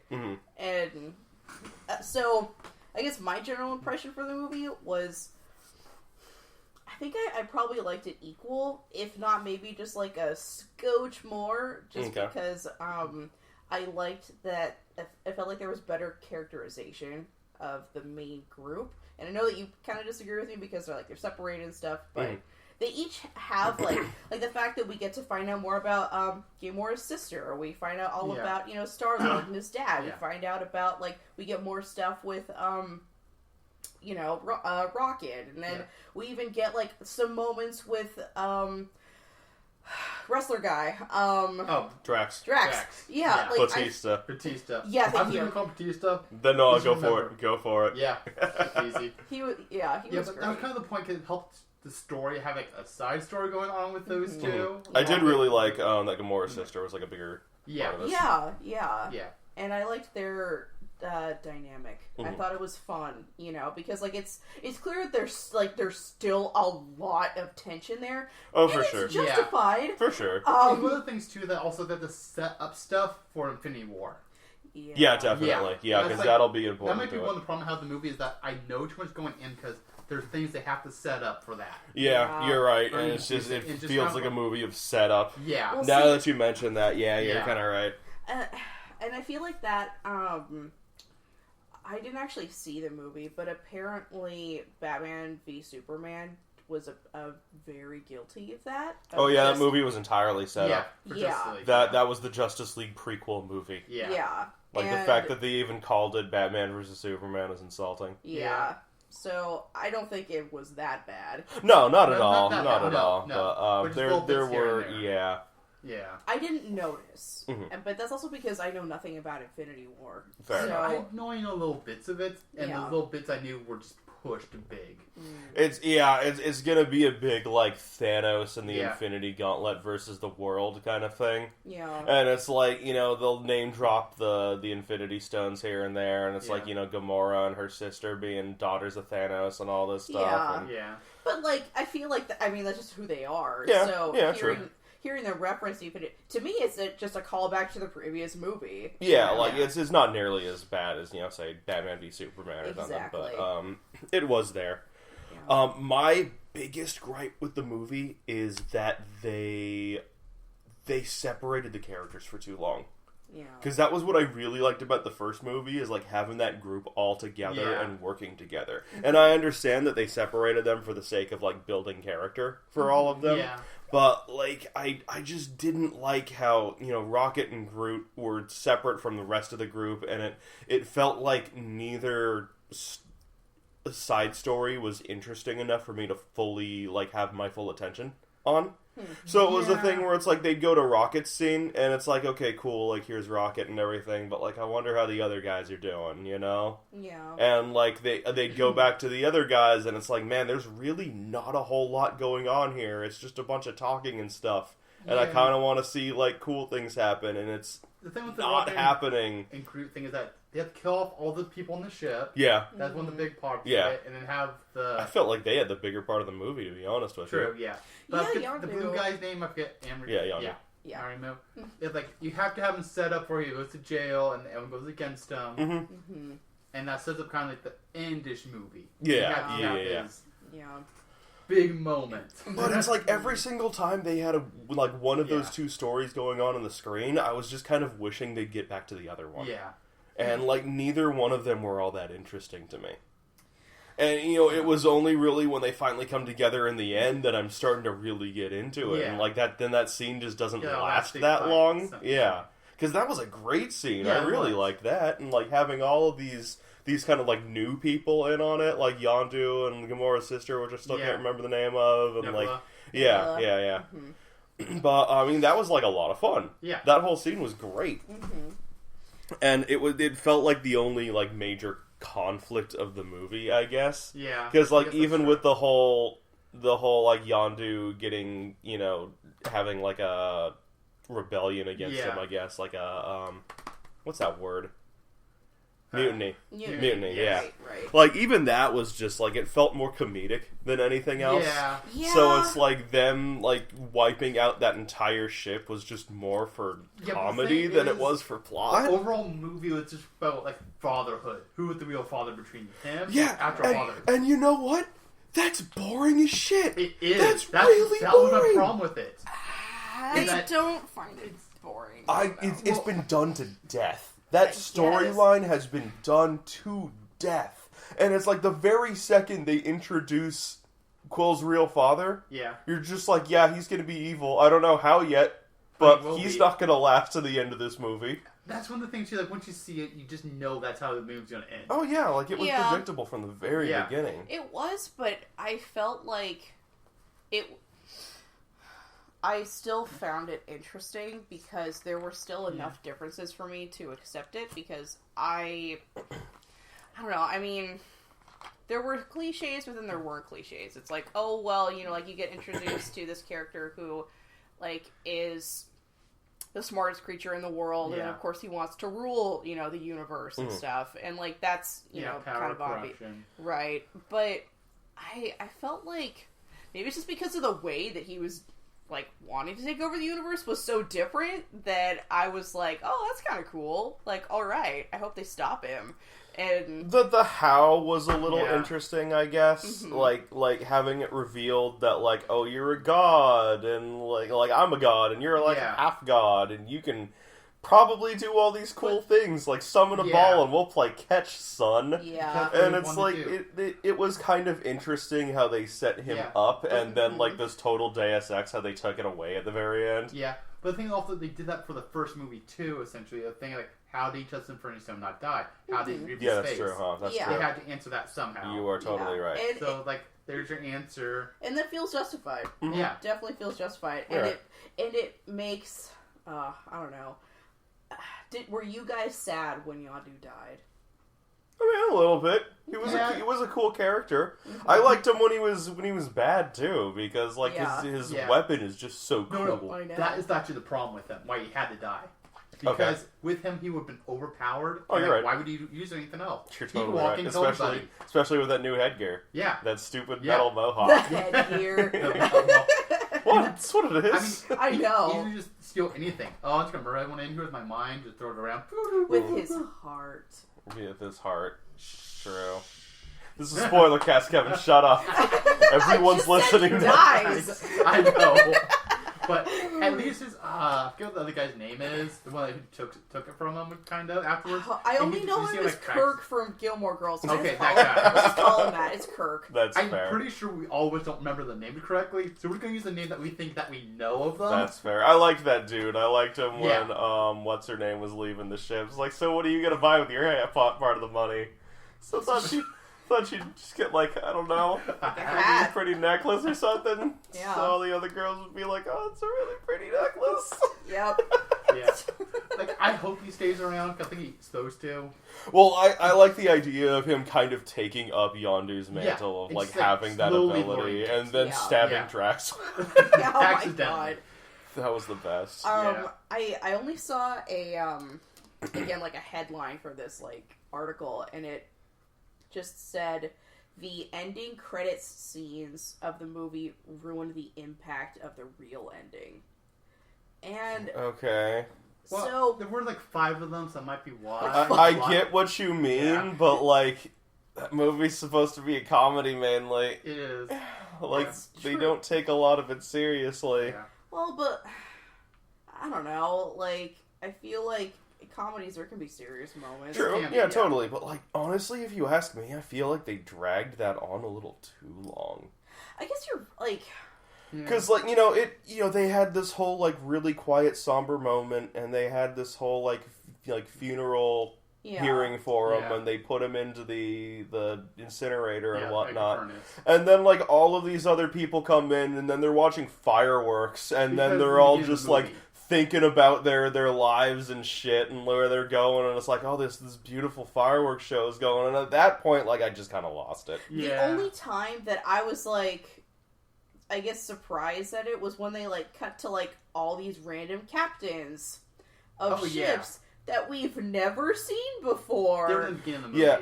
So, Were like, they? some Yeah. of them, yeah. like a I mean, couple, but A like few. Just to show Sylvester Stallone was there. yeah, and that was Actually, because that's like another team of Guardian of the Galaxy. Yeah. Yeah. Yeah. So they might set up as another movie later on or something. That would be However, weird. It would be. Or at least maybe from the show up. Yeah, I don't know, because In the they comics show they all those, aren't, that's yeah. right, they show all those people at the end, and, like, I didn't give a single crap. Yeah. Yeah, I'm you like, don't know them, alright. really. Yeah. And it's like, to be fair, I haven't read the Guardians of the Galaxy Yeah. comics. I just Those are learned like, about that those are like afterwards. the Marvel comics I don't know anything about. Yeah. yeah, Or another credit, like the teenage Groot was kind of funny. that was funny. Yeah. I'm not sure if they'll keep him that way in the next movie I'm- he shows up in, or be older. If Yeah. they do or if they don't, I don't care either way, Yeah. but I'm glad that they did that, because we don't have Baby Groot anymore. Yeah, I'm glad. That's Like, one movie gone. of Baby Groot was enough for me. Yeah.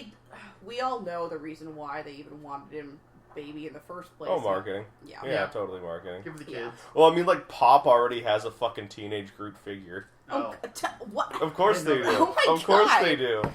I know the Adam Warlock one, which sets up for him saving the day off Infinity War. Mm. He's supposed to be like one of the most powerful ones. So Yeah. that's potential, or at least another villain-ish to change sides, I guess. Mm-hmm. Yeah, I thought that was interesting. Like, Yeah. that was a thing where, oh, Yeah, God, that is wasn't Adam he Warlock. Cocoon in the first one, when he got blown up at the end?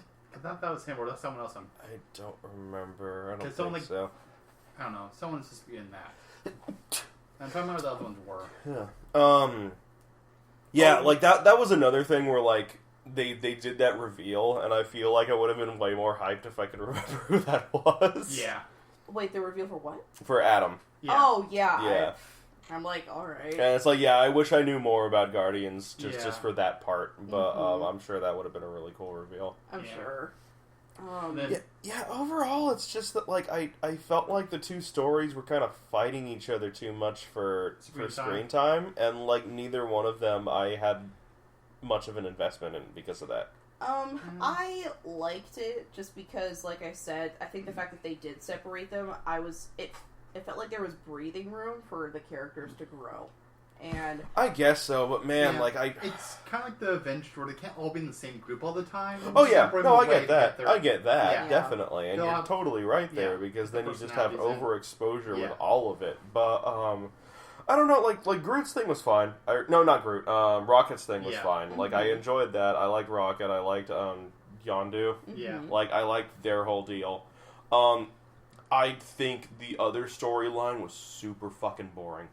I thought that was snore-worthy. I don't think it was like, snooze fest, but I guess just because like we knew Yeah. what was gonna happen, that was the only reason why it was just kind of Yeah, and it's like they don't even pretend for a second to hide it. It's like every single time you see Quill's dad, it's just this thing where it's like, okay, like you're evil, you're up to something. Yeah. We know There's it. something. Yeah. What is it? Just tell us already. Yeah. Just tell us that something's wrong here because Yeah. none of this feels Oh, okay. actually, mine was too. Like one of the best moments from that, I would think, was like when he said, like, "Also, I put that tumor in your mom."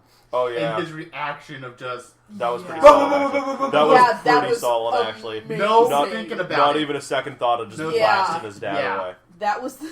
You did what to my mom? You're gonna Yeah. pay for killing my mom and squishing my Walkman. Yeah. Oh god, that Zoom joke. Yes. The Oh, that Zoom was joke was the best. incredible. Everybody has a Zoom. Yeah, no, because, like, the only way that you could replace super outdated technology is to replace it with more modern, already outdated technology.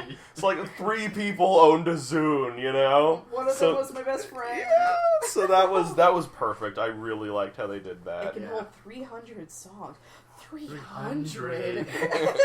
At least that means in future movies, we have more like modern music too now. Maybe. Possibly, yeah. Yeah, you're right. That's Like, true. like it's nice having the 80s music, but... Mm-hmm. Like, he's got a 90s. preference, so they can Yeah. keep it. Yeah. They can keep doing that, but, like, they also have an Mix it. excuse to bring Yeah. in newer stuff Yeah, if they decide That's to do true. that. Mix it Yeah. around a little bit. The soundtrack has been on the Billboard top 10 list for a very long time. Oh, I'm not I know, surprised. yeah. Not surprised Yeah. at all. The first one was, like, sold like gangbusters. Yeah. Yeah, I see that. and I read a kind of a fun article about just the director's choice for each and every single song on the soundtrack. And Okay. yeah, he had a lot of input because I guess people were apparently constantly sending him songs like Okay. to put in for the sequel. And That so, would be really interesting to, like, get an idea of why the choices were made Yeah. and, like, how they fit into the movie. Because, like, there's... You know, there's a movie like that really thinks about how they put in, songs into the soundtrack and everything. Because, Yeah. like, you know, when you do license stuff like that, you've got to have a reason for it. Yeah. Mhm. And it's, like, you know, a reason that would differentiate you from just making your own, like, a OST for the movie. Yeah. And then you have stuff like Suicide Squad, which just put in, like, a bunch of, like, well-known songs for the sake of putting in a bunch of well-known songs Yeah. with, like, very loose connections at best. Yeah. And that just felt really sloppy. Yeah, there was thought behind every single song choice. God, movie won an Oscar. God, that movie won an Oscar. Yes, it did. It did. Best makeup. Oh. Yep. Oscar-winning Suicide Squad. Star Trek came out the same fucking year. Yes, I'm just it gonna did. throw Okay. that out. Yeah, Yep. you can. Yeah. Also, I like Stanley's cameo because That was it pretty good. shows that he's not actually a watcher. No, he's just some old He's just rambling dude. Yeah. Oh, and yeah. all his cameos actually are just him. Oh, yeah. Yeah. He just teleported around. Yeah, Oh, The same That's guy, true. not just different people. that's true, because he Yeah. was talking about being, what, like a FedEx delivery Yeah. Yep. driver or something, and that was, Oh, Civil that was War. Civil War, Iron yeah. Man. He was Yeah. like, oh, like, is Tony Stank around? Yeah. yeah, no, that was Tony Stank. Civil War. Yeah. Oh, that was Okay. it. Yeah. Yeah. Yeah. That was great. Yeah. Yep. Hey guys, need a ride home.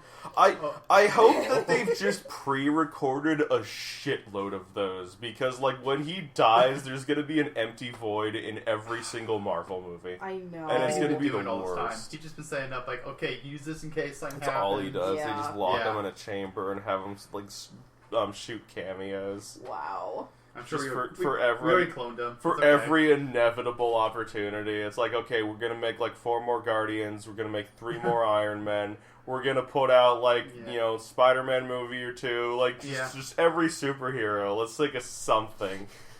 Well, they That'll even had him in continue Big it. Hero 6. Oh, yeah, they totally had him in Big Hero 6. Yeah. Yeah, It was an end credit scene, but like, it's still canons. Yep. yeah. Yeah. Well, I mean, like, even before that, just his face on the painting when they first get to, who was That's it, Fred's true. place? Yeah. That's true. Yeah, but he was actually in there as well, which is great. Yeah. Oh, yeah, and Howard the Duck.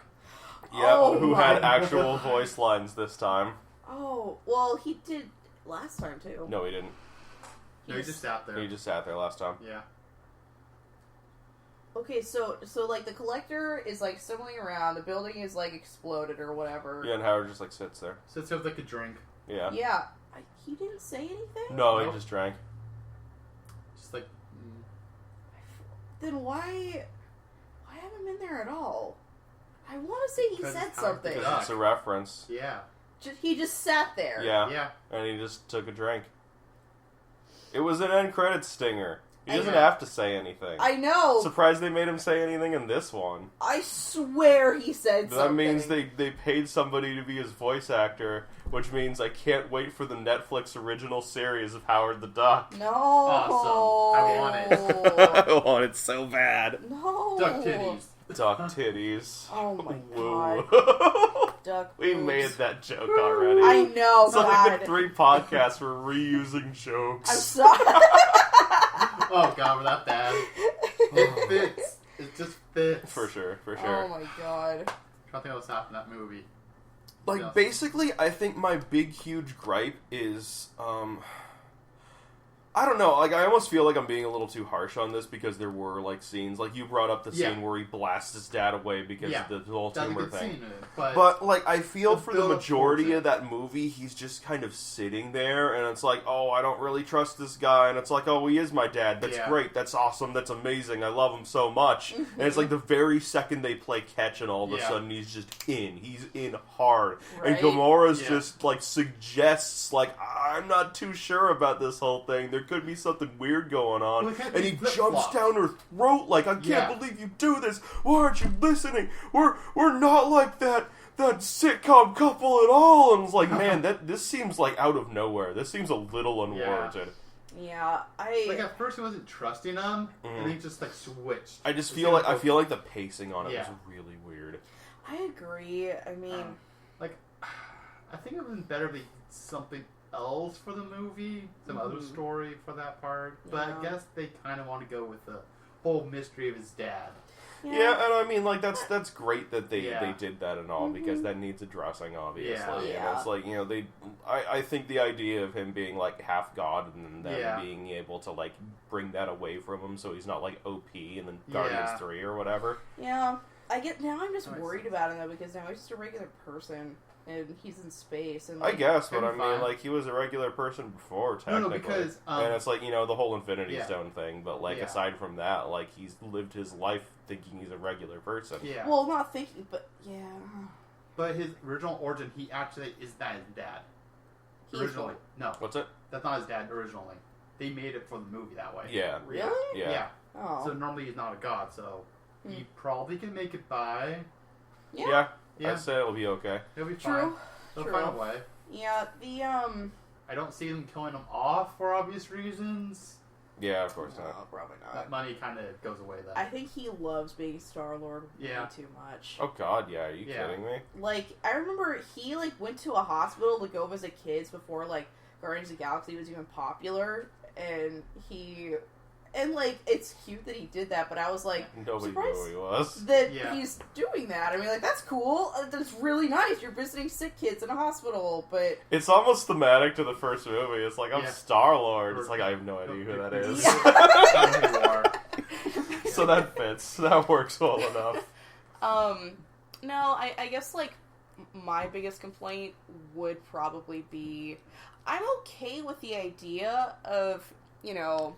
like, Chris Pratt and Gamora being together. I guess it's just... I don't know. Together. Is it because she has green skin? Yeah, Tim. Super racist against green people. There you go. Kermit. Can't believe it. No, I think it's... not easy being green. Wow. No, I think it's like... the way that it was handled in this movie, I don't know.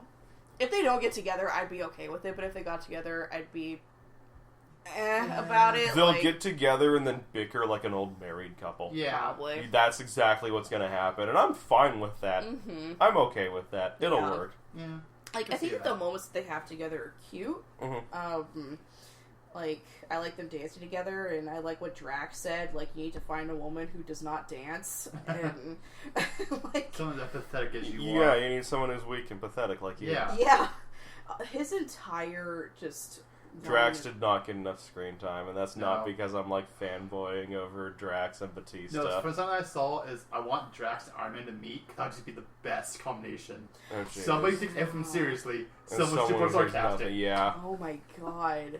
That would be I feel like you lost a little bit of that wit and charm in this one, and I'm a little, well, no, hear me out here. Hear me out here, because, like, people were using all sorts of, like, metaphors and, like, turns of phrases and everything in the first movie, and like he didn't get a single one of them, not a single one. Yeah. And in this one, it feels like he's caught on to them. He knows what a wink is. Yeah, but man, like over time, he was gonna figure it out. Yeah, I know, but I feel like it lost a little bit of of charm because of that, I guess. But I guess he's learning. I don't know. Like, he's learning, but at the same time... He did have some good moments. Yeah. He's also still, like, extremely blunt about everything. Oh, and, his giant belly laugh. Yeah. At any moment in time, like him, like after Tidus. Raccoon shows him all the batteries that he stole. Yeah. And he's just like laughing super hard out of that building. Or like when that mantis girl spills the beans that like Quill's thinking about Gamora and everything. Yeah. He's just like, you must be so embarrassed. Oh man. Those were solid for sure. Yeah. Or like having asked like Ego's the name, right? The planet? Yes. Yeah. Mm-hmm. So, do you have a penis? That was yeah. great. That was fantastic. Yes, Drax, Well, that's I a do know. question. I'm like, well, you know what? That's actually really fair to ask. Because, like, and they're like, wait, don't ask that. And it's like, no, why wouldn't I? And I'm like, wow. I guess. Like, because what if? Oh, okay. It just suddenly made sense. I don't know. Answer that question. Yeah. Yeah. Like, what if, Star-Lord and Gamora, like, do stuff? Does she have a vagina? We don't know. What if she has... like, she's also not a god. Yeah. Well, neither is he now. Yeah, true. But he was also part human. Yeah, that's not... No, he made a human of himself. Exactly. What? Yeah. Oh, yeah. He Okay, I makes see what you mean. Yeah. No, but I'm talking about, like, Quill specifically. Oh, like, yeah. Quill's part human, and that part human would probably include a penis. Well, yeah, but I'm saying that, like, to. what if, like, an alien were to have sex with Quill? Like, or how do they even do that? Did you ever see that? Oh, God, there's some fan comics somebody made online for... There was, in the little bit again, like, the horror house kind of thing, so I'm pretty sure there is. Oh, with the robots? Yeah, robots. Yeah, those weird yellow robot girls. Yeah. That was weird. That was pretty strange. A little bit. No, there's like some fan comics someone drew of Superman and Lois Lane, and they're like right about to do it and stuff, and she's just this look of horror comes over her face, like, what is that? And he's just like, it's my penis. And she's just like, why does it have fangs? Oh my god! Hold on to you? I don't get the problem here. What? And it's like, God. Superman's an alien, you guys. Yeah. That is true. We'll see. Yeah. I don't know. I think honestly, Drax, that's a fair question. Yeah. So. Asking serious questions in there. Yeah. The questions that need The hard-hitting answering. things. The hard-hitting questions. Wow. Drilling that god for some serious info. Yeah. I mean, you Drilling with all the good. bunch of other aliens too. Mm-hmm. Yeah. And give all tumors. The Adventures of Drax finding out if everyone has a penis. Wow. He's fun to know. It's fun. Why am I picturing that as like a golden book and not like a mini series or? Oh my movie? god. That'll be in the kids section of Barnes & Noble. Sure will. Yeah, well. Yeah, like I feel like I'm grilling on the movie a lot. I feel like I have a lot of complaints about it. That said, like I did like the movie. Yeah. I had What were fun the things watching that you liked it. about it? Like I said, when the moments were good, they were really good. What are Like your the favorite the moments? action sequences were all great. I really liked when they all came together in the end and stuff. And all kind of like worked as a team there. And even when it wasn't like specifically on the action, like that stupid tape bit Oh yeah. was really good. Where like got he's just tape? trying to find tape. Oh Yeah, god, that scotch was is just hilarious. fun. Yeah. Oh, like, why would you ask me about scotch if you didn't have anything? Would Scotch tape work? Yeah, I'll have it. It was super funny. Like I said, both the sequences with Rocket Raccoon, the one with all the traps laid out, and then the one with him and Yondu just like wrecking it. Yeah. Because like that just felt like a really great scene. Like I Yeah. said, casual violence is just the best, and the two It of is. them just like. I almost felt like at the end there, while they're doing that zoom out, they're all just looking at the screens, Oh, yeah, like the screen to monitors, and just like shooting through the walls and stuff, and it's like the camera's panning out, and I feel like you could get that "So Happy Together" song playing in there, and that would be perfect. I I can see that. The one thing that I was like kind of like huh-ing about was so Nebula like shoots Yondu, right? Like like his like headpiece. Oh yeah. Yeah. Right? And Yeah. then suddenly he's like completely, out of it. Like, I thought that had killed him, actually. And I thought that at first too, that maybe he died there until he Yeah. saw himself. Yeah, you don't really see him move a whole lot. Yeah. And then suddenly he's okay. Like, he's I think it's kind of like him being hit in the back of the head, essentially, while also getting that shot off. Yeah. Okay.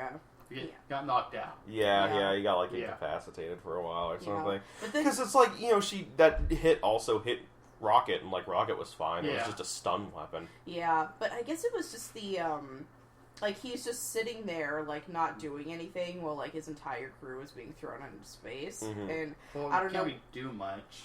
He's tied down. yeah. Oh, was he? Yeah. Oh, then never mind. Yeah. Okay. Yeah. Alright. Just like Rocket. Yeah, it but really- I Oh, think that's I what think it reminded was me like of. one, like it probably knocked him out for a Yeah. bit, and two, it was just like a moral defeat. Yeah. Yeah. So talk about that scene. Taser face. Taser face. Taser face. Mm. The part where he calls up that golden woman, Yeah. and he's just like, I want you to like announce the That's name right. of the person who doomed them as Taser face, and she just laughs him Loses it. off. Oh my god. That was the best. That Golden Society was really interesting. Yeah, it That was a weird thing. How they all like played video games to try to That try to basically shoot was them. it. I feel like that's a very good workaround Yeah. for the whole, like, not killing people thing. Yeah. Yeah. Not, counting what Yondu Kind of did. reminds me of. But I mean, like, Ender's in the sense that of what? Game. Ender's Game for Yeah, sure, yeah, definitely, like that. definitely. But I love how like the one guy like almost got him, and then when he dies, like, God, you suck. You're Yeah. the worst. Like, Yeah. geez, worse. It's like, really? Got farther than you assholes. It was just, like, a really clever way to unalive a bunch of people. Yeah. Unalive. Unalive. I'm okay, Deadpool. No, but it also fits with their society, you Yeah. know? It's like, they can't get their hands dirty. Yeah, They're yeah. above Let them that. fight. So it's Yeah. like, why not just have drones do it for them? Yeah, they have Mhm. warriors. They Mhm. just send people to play games and like, oh, come that way. But I really liked at the end there, because like they've stressed the entire thing that they're like this perfect society, Yeah. and they've all been genetically engineered to be like as The perfect best. as humanly Yes. possible. And like at the very end, when they do that stinger for Adam, Oh yeah. and you kind of see like the queen there, and like her hair's kind of messed up a Yeah. bit, and Yeah. she just seems like she's freaking out. It's like, that was solid. Yeah. I really like that. Yeah. On that scene where they're rolling her out in the carpet, and the Yeah. carpet just gets stuck. That's- Part of me expecting wonders to if that see, was like- even scripted.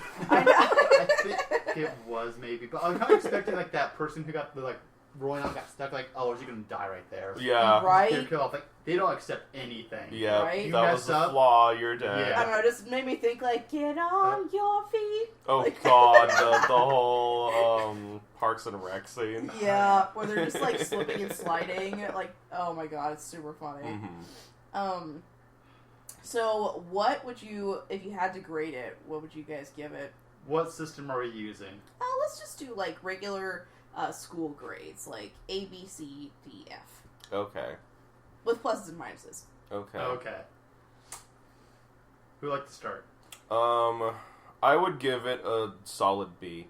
Okay. Okay. I think that I had a lot of fun with it, but I Mhm. think like maybe a B minus, but it's kind of floating around that area. Okay. I don't think it's anywhere near close to the most interesting Marvel movie they've put out, Mm-hmm. but I still had a lot of fun with it. Okay. Okay. And this is like, I would put Guardians 1 like near the top of the whole Marvel franchise so far. Oh, okay. Like, I Okay. had so much fun with the first Guardians. Yeah. And I think part of my disappointment in the second one is just that, like, I had high hopes after the first. Yeah. Like, the first just blew me away, Yeah. and this one was good, but it was just good. Yeah. Oh, okay.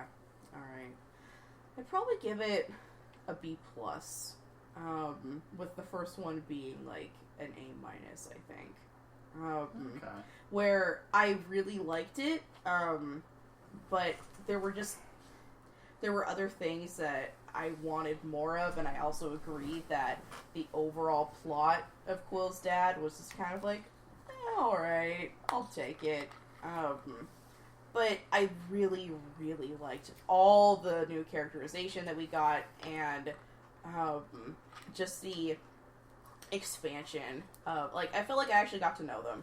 Yeah. Whereas the first one is just like we're introduced to these characters, and I'm like, oh, okay. And they're kind of just pushed together. Yeah, but this one I felt like I actually got to know them more, and I think that's why I liked it more. Okay. I would say B-. Okay. Just because like some things dragged out a little bit long. Mm-hmm. I thought it could be done a little bit better. Yeah. Like it's close to average. Yeah. I think like how since there's different expectations from that first one, go like, okay, there's gonna be more of this. Yeah. And then they kind of went a different route with it, which it worked. Mm-hmm. But it wasn't good enough. Okay. Did you? What did you think about the first one? First one, like I like that one a lot. Okay. Okay. Yeah. Well, now we just have to look forward to the Guardians of the Galaxy ride at Disneyland. I guess so. Yeah. I'm not going to that place. I'm going. Well, because you make mistakes like that. The most unhappiest place on earth. I beg your pardon, sir. I beg your pardon. If that's the unhappiest place on Earth, Kevin, then where's the happiest place on Earth? Hell. Hell? Hey, it's not on Earth. I've been there. Have you been down it's there? debatedly not on Earth. Debatably. Oh my god. My hometown. You live in the same town as us. Is that what makes it hell? Oh my god. The summer hell? There you go. Okay. Super hell. I don't know. Super I've never been a fan of Disneyland. Super Hell World 2, 6 golden pitchforks. Oh my god.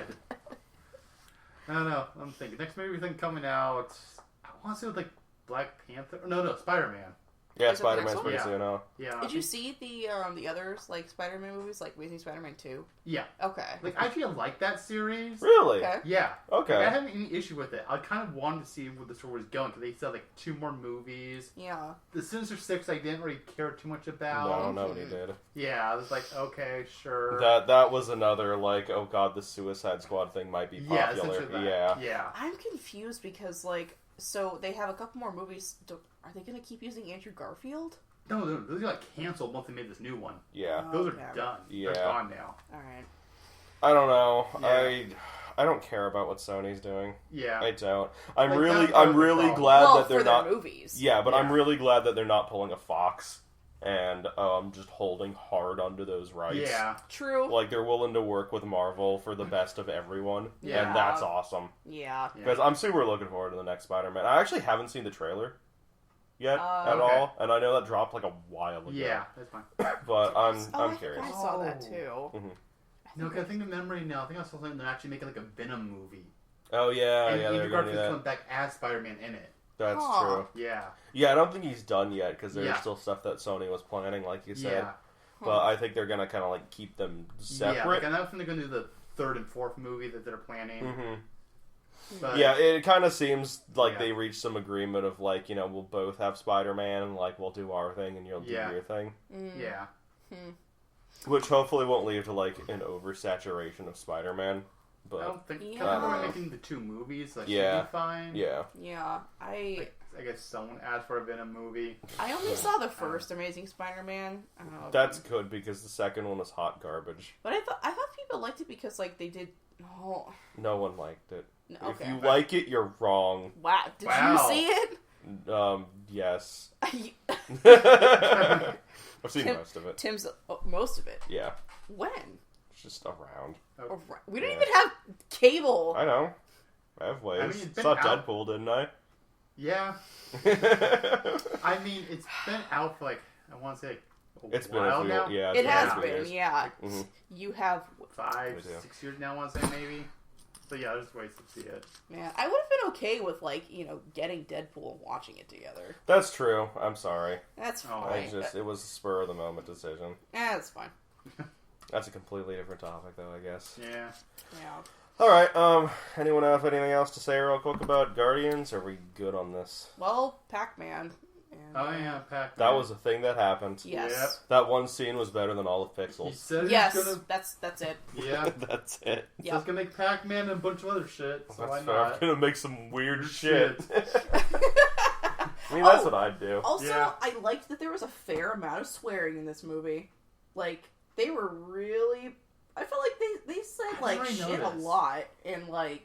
I said it a couple times. Yeah, I I think I guess. said it like they're they- 3 and, times. like, they or said so. asshole, and, like, I don't know. Douchebag. Yeah. I felt like they said a-hole. They said asshole. No, they said a-hole. They said both. That isn't giving you shit. It probably depends on who you're talking. Yeah. Are you just surprised at that because like Disney has it now, or yes. like okay? Yes, legitimately. I'm like, wow, Disney's okay with that. I mean, Disney owns a lot of like stuff you want to think like Mortal Kombat. What? Right? No, that's WB. Is it still? That's WB, dude. I thought they own something like that. That is WB. There's something. I mean, they own Buena Vista, and like Buena Vista does their own thing, but like it's also a thing where like Disney doesn't slap their name on the Marvel stuff. Yeah, they own Marvel, but they don't really have the whole Disney thing on Marvel. Yeah. And it's like, same with Buena Vista. It's like Buena Vista just does its own thing. Yeah. Like, most people probably don't even realize it's a Disney company. What is Buena Vista made? Just a bunch of random. They're just, a film company. I couldn't tell you what they make. Well, that doesn't help me. I'm sorry to hear that. Yeah. Well, I liked it though. Alright. Mm-hmm. Me too. Yay. Sounds good. Alright.